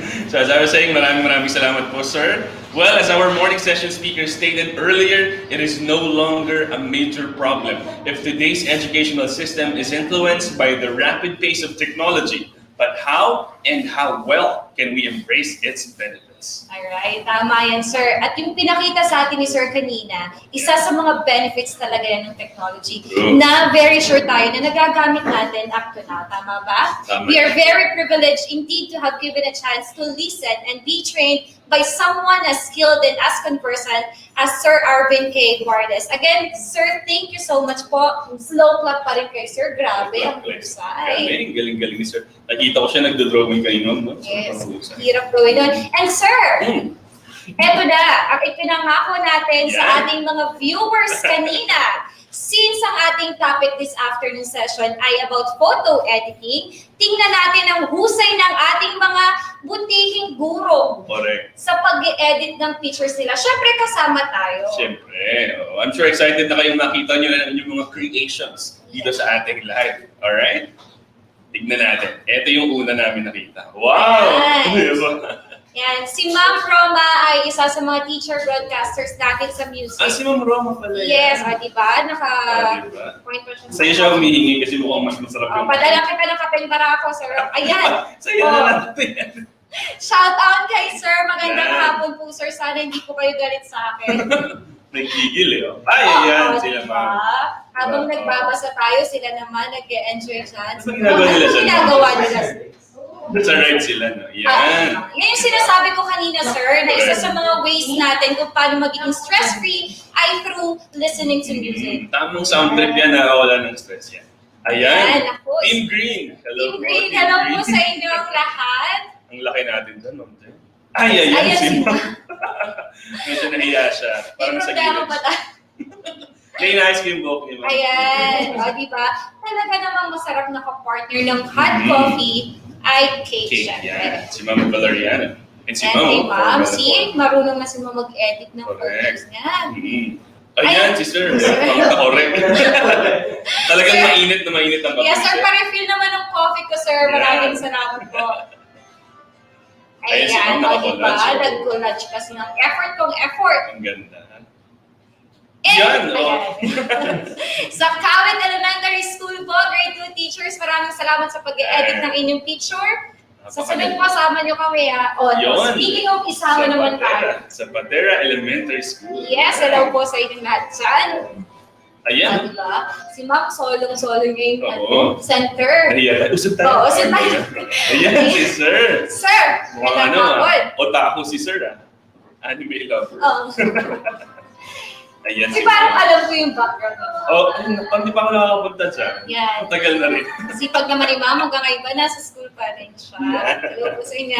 Yan. Pinagpakabog ang floral dress ni Ma'am. Maraming salamat po sa pagsama sa... Ay, ito, maganda, sir. Buffet. Diba? Tingin naman yan, Ma'am. Sarap. Baka naman. Yan, no? And from Occidental Mindoro National High School, Filipino Department. Hello po. Hello po sa inyo. Ay, Sir. ang alam ko, sir, iniinom yung coffee, hindi pinandiliguan eh. Pero anyway, alam try ko, na. milk ba? Yeah. Coffee ba? Coffee ba? Yan. Ayan, ito yung pinaka-bet natin kanina. Yung parang Oo. napadaan lang. Napadaan lang. Chill-chill lang si sir. Abang-abang tayo ng Grab. Yes. So, Again, yun. Those are your entries. Napakaganda at napakahusay niyo po. Ang galing. yes, maraming salamat po sa taos-puso niyong pagsali sa ating kasiyahan. Alam naman natin na sa dami na nating ginagawa the whole week, ito na lang yung isa sa mga nagpapasaya sa atin. Correct. And sir, the most wonderful season has started. Per month na.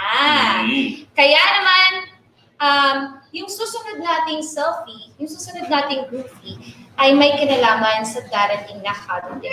Alam niyo ba na 114 days na lang, Pasko na!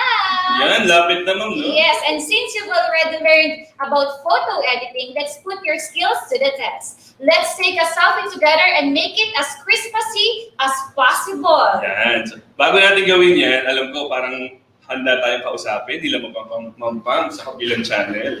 So kung makakasama natin sila sa groovy na yun, pwedeng yun na rin nang i-edit nyo, mga ma'am and Yes, sir. oo, masaya yun. Oo, 4 tayo dyan. Sama kayo, syempre. And sabi nga, sinabi ni Ma'am Jen, make it as Christmassy as possible. Ayan na sila! Hi, Ma'am Pam! Hi! Hello! Hi, Sir Jan Jan. Sir Jan! Kamusta kayo dyan? Malayong lugar yata yun. Malamig ka dyan. Oo, grabe. Magpapasko na rin actually dito kahit gano'ng kalayo yung lugar na kung nasaan kami. Anong oras naman dyan, sir? Kamusta naman ang lagay ng trapiko, Sir Jan Jan? Hindi, joke lang. Actually, mag-work sama kami ngayon eh. Ayan. O, isama naman So, namin, sir. Ma'am Pam and Sir Jan, nasabi namin kanina na magkakaroon tayo ng photo op again. Correct. At this time, gagawin natin Christmassy yung pag-edit ng ating mga viewers. So, sama na rin kayo sa amin para apat tayo. Ready?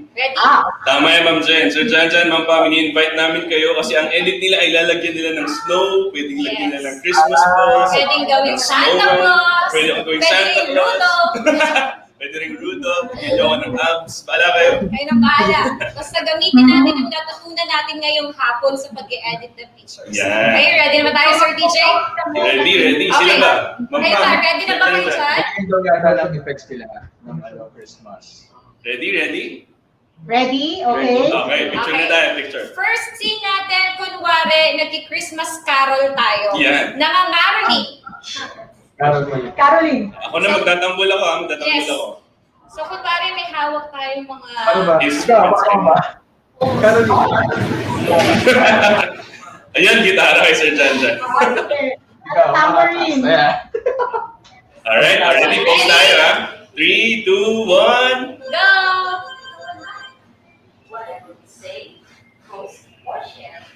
Yun! Okay. Sunod naman, sir. Sunod dating scenario. Kunwari, nag-exchange gift tayo. Yun. Okay. Face-to-face. Ready na ba?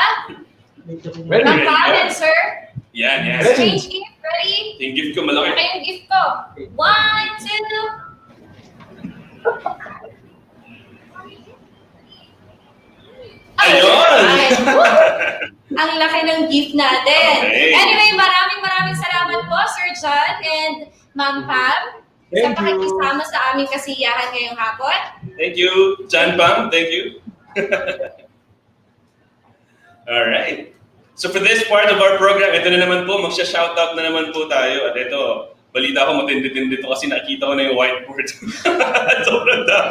Sobrang dami. Thank you so much po kay Sir Jeff sa effort niya. Bukod dyan, meron pa sa mga phone namin. Yes. Iba naman. Unahin ko na to, sir. Shout out po sa lahat ng teachers na San Remigio National High School ng SDO Cebu Province. Magandang hapon po sa inyo. And also, batiin na rin natin si Sir Adolf Aguilar, ang Chief ng Youth Formation Division. Galing po kay Sir Buds and kay Teacher pa. Batiin ko na rin, sir, mga teachers ng Ludlod Integrated National High School at sa kanilang Principal 2 na si Sir Jeffrey Santander. Magandang hapon po. And then, greetings to Cavinti Elementary School, especially to the school principal 2, Mrs. Rosie C. Abad, and our PSDS, Mrs. Soledad S. Villanueva, from Rizel R. Magmanlak, STO Mandaue City, SDS Dr. Nympha D. Bongo, and teachers of Banilan Elementary School, Mandaue City. Ma'am Christine Joy Wayo, Librada Avelino Elementary School, Toto Juni, SDO San Pablo City, headed by Ma'am Daisy Z. Miranda, teachers of Dolores National High School, headed by Ma'am Rosalie P. Caraan, SDO Manila S, headed by our school superintendent, Ma'am Maria Magdalena Lim, our assistant superintendents, our PSDS, to our school principal, Mr. Jean P. Pangilinan, to all the teachers of Ramon Magsaysay High School, Manila, especially the English department from Sir Ray.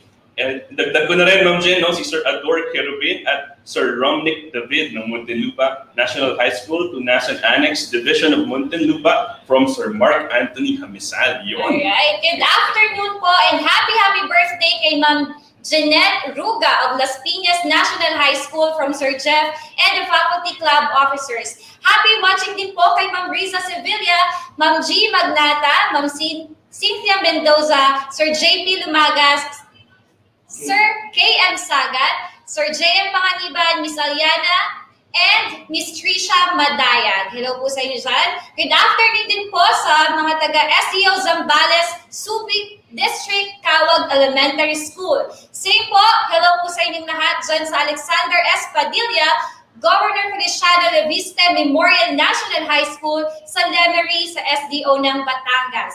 Happy birthday po, Ma'am Johanna Matiliano of Balinao Integrated School. Happy watching din po sa Dewey Elementary School from Sir Francis Arvin Nuevo. Same po, hello po sa mga taga Amado T. Reyes Elementary School from Salvador Eustaquio Manansala the First. In short, Sir Baz. Hello po sa mga taga Apollonia Rafael Elementary School from SDO Valenzuela. Galing po yan kay Sir Christian. At magandang hapon sa mga taga Guadalupe Elementary School, lalo na sa kanilang principal na si Ma'am Serelina Lerin, ICT Coordinator Efren Sortones, and kindergarten teachers headed by Mrs. Abigail Abarquez. Good afternoon din po sa CID Chief na si Ma'am LP Bergado, ASDS Sir Randy Punsalan, ASDS Sir Galileo Go, SDS Romel Bautista, and sa SDO Cavite Province from Sir Papa. Yan. And also, Sige, ma'am. binabati po namin ang mga kagaruan sa Bagong Pag-asa Elementary School, lalo na po ang kanilang principal na si Dr. Juliet E. Arellano at PSDS na si Dr. Alda B. Nabor. Hello po kay Sir MJ Arsenio, Sir Reggie Manzano, Sir Vladimir Agapito, Miss Myra Fuentes, Sir Mike Arloza, Miss Che De Leon, and Ma'am Berlina Batas. Also, kay Ma'am Kabadbad, Ma'am Landicha, Sir Ignacio, son Junior of Las Piñas National High School. Yun, ang tindi mo, Ma'am Jen, at ang mag-uwi ng washing machine. Kaya din po, binabati ko po pala ang aming napakagaling na SDS ng SDO Caloocan, Dr. Nanette Losaria, at ang aming EPS na equally competent, Dr. Christian Y. Ilagan, pati na rin ang mga malalakas at magagaling na PSDS, Dr. Jovan Cornelia, Dr. Chelo Lacasa, Dr. Archie Azucenas, Dr. Maan Lastimosa, at Dr. Marites Directo. Ganoon, yon. Okay, galing yan kay Ma'am Mary Ann Ablihan at syempre ang inyong likod, Sir DJ Santiago. Ngayon, pinapabati rin ni Mami Joy. Pasuyo po sa ating host. Happy 25th founding anniversary SDO Puerto Princesa City. Shoutout po sa kanilang SDS, Sir Villano A. Arzaga. Maraming salamat po sa inyo. Gayon din po ang Lapuyan National High School SDO Zamboanga del Sur, SDO Marikina, Santa Elena High School, and Marikina High School teachers na naging guro ni Tutor Madge, Ocaña Central Elementary School, Carcar City Division. And happy watching to Ma'am Arian, Ma'am Jel, Ma'am Sheila, Ma'am Princess na nasa Netherlands, Ma'am Alita na nasa Japan, walking distance. Paran Laruan Elementary School of Tuba District, Lazaro Francisco Integrated School from Sir Jeric Santoyo Diaz. Ganun din po sa Bangkaan Elementary School headed by Ma'am Felinda Bejerano from Ma'am Maylene Kasama. SDO, Gihulngan City, Negros Occidental, headed by Arden Monisit, and District of Valle Hermoso, headed by Ma'am May Barshal. Sir Eric Samonteza, Noemi Ferrer of Almanza Elementary School, Sir Alvin Orozco, Ma'am Leng Camayo, Gloria Baste of Habay 1 Elementary School, Sir Jason Castro, Ma'am Pamela Agustin, Mary Ann Ventura, and OIC Mr. Darwin B. Mayo of Equitable Village National High School, SDO Las Piñas City. Yes! Real! Hindi pa siya nagtatapos, sir. Pa-shoutout naman po sa mga teachers ng Taram National High School from SDO Samar. Also, binabati natin ang mga teachers ng Novaliches High School, lalo na sa kanilang principal na si Ma'am Zaida Padulyo from Mary Hendrick Santos and Sir Kiwi De Leon. Binabati rin natin ang mga teachers ng Belison National School, Belison Antique from Ma'am Janet. And also, pagbati po sa lahat ng teachers at principal ng San Sebastian Elementary School ng SDO Lipa City. And hello po and good afternoon po sa mga teachers ng San Pedro Elementary School at sa buong Tingloy District headed by their PSDS Dr. Raul Napeñas. Ito ba? Hindi naman nakakapagod pala, sir.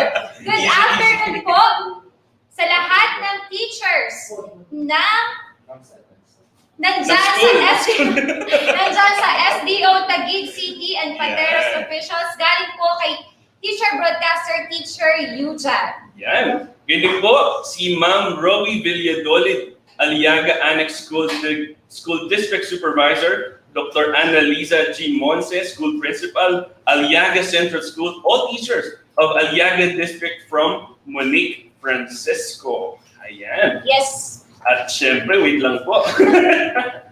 Saan ba yun? Yun, ito, mahaba-haba ito. Abangan nyo ito, guys.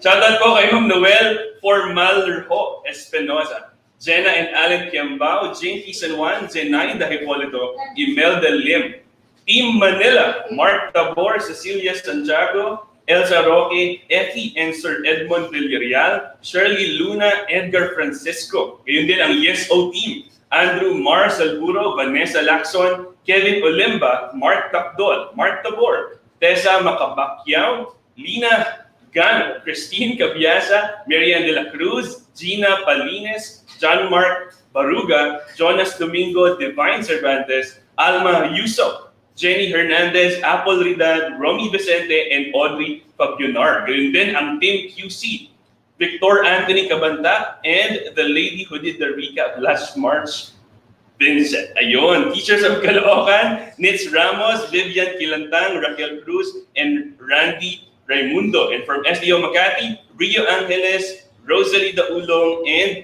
Charina Visidor. Pwede na pong i-claim ang inyong PSA birth certificate. Good afternoon din po and happy watching kay Ma'am Glycerine Manansala, Miss Rochelle Apad, Miss Marisol Dukulan, and Miss Riza Modrigo. Galing po yan kay Sir Bads. Yan. And happy birthday din po.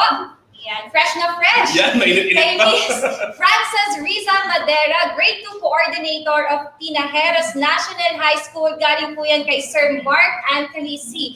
And also, binabati ko po ang family ko dyan sa Batangas, Chloe and Tyra, at sa Papa ko in heaven. I hope you're proud of me, Pa. At binabati ko lahat ng nakakakilala sa akin para isang batian na lang po. Maraming salamat sa pagtutok sa amin ngayong VINSET 2.0. Ayan. May gusto ka po bang pasalamatan or batiin? Parang wala pa tayong nagiging Oo, parang wala masyado. Pero sasabay ko na rin, gusto kong pasalamatan syempre ang buong DepEd EdTech ICT unit. Yes. Na talagang mahal na mahal kami. Correct. Alagang-alaga kami dito. Maraming salamat sa inyo. Ayun po. Maraming salamat po sa buo Ng VINSET 2.0. Yes. Yan. Alright.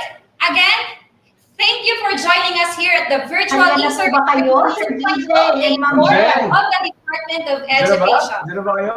Yan, kasama na naman natin sila Ma'am Pam at Sir Janjan. Hello! Kamusta kayo dyan, Ma'am? Kayo, Buti kamusta? mabuti naman kami. Oh. Anong oras na po dyan sa inyo? Anong oras na dyan? Ano na? Oras na! Oras na Oras na para magkape. Oras na para magpahinga ng ating mga teachers. Ayan. Pupukubat Pero tayo nakakatuwa sa Ma'am Jen, kape. napakaraming nanonood sa atin. Grabe. Ganyan kadedikado at ka-passionate ng mga teachers dito sa Philippines. Correct. So kayo dyan, Ma'am Pam, Sir Janjan, kamusta kayo? Okay na kayo dyan? Okay na okay. Okay na okay. Nakapagkape na kami dahil ipinaglaban na namin ang mga aming paniniwala at paniniwala. Usapang kape na naman tayo talaga. Kape-kape kayo, tapos ulog na naman kayo mamaya. Baka gusto mo magpakape ngayon, Sir DJ. Ikaw naman ang source ng kape natin lahat. Oo. Ayan. So dahil po riyan, okay, Ma'am Jen and Sir DJ, thank you so much for sharing this day Correct. with us. O magpa-selfie. Maraming salamat din, Ma'am Pam, Sir Janjan, sa atin. O pwede mo magpa-selfie. Sir DJ and Ma'am Jen, pwede ba magpa-selfie din kami sa inyo ngayong hapon? Okay. Okay lang ba? Salamat Sir Janjan. Salamat Sir Ma'am Pam, siyempre. Dahil medyo malayo yung distance natin, hindi natin masyadong makuha yung message Oo. nila. Saka parang may jet lag pa sila, malayo Yes, yung biyahe nila. pahinga na rin kayo. Mamaya magti-TikTok tayo kahit Yun. Nako. O, magte-TikTok daw tayo. O, sige po, Ma'am Jen and Sir DJ, thank you so much once again. Magti-TikTok din po tayo, no? Yes. So, see you later. Let's have our Thank you, Ma'am and Sir. Maraming salamat po. And with that, I hope that everybody learned a lot that day, kagaya na kung paano rin tayo natapos ng mga All right, so again, thank you for joining us here at the Virtual In-Service Training 2.0 Day 4 of the Department of Education. We'll see you again tomorrow for the last day that I bet you don't want to miss. Again, I am Jennifer Awating De Jesus, your Batanggenyan National Teacher Broadcaster. And I am your National Teacher Broadcaster, Sir DJ Santiago from SDO Caloocan. Tandaan, hindi tayo mapipigil ng pandemya. Dahil tayo ay bahagi ng solusyon at pagbabago. Sulong Edukalidad.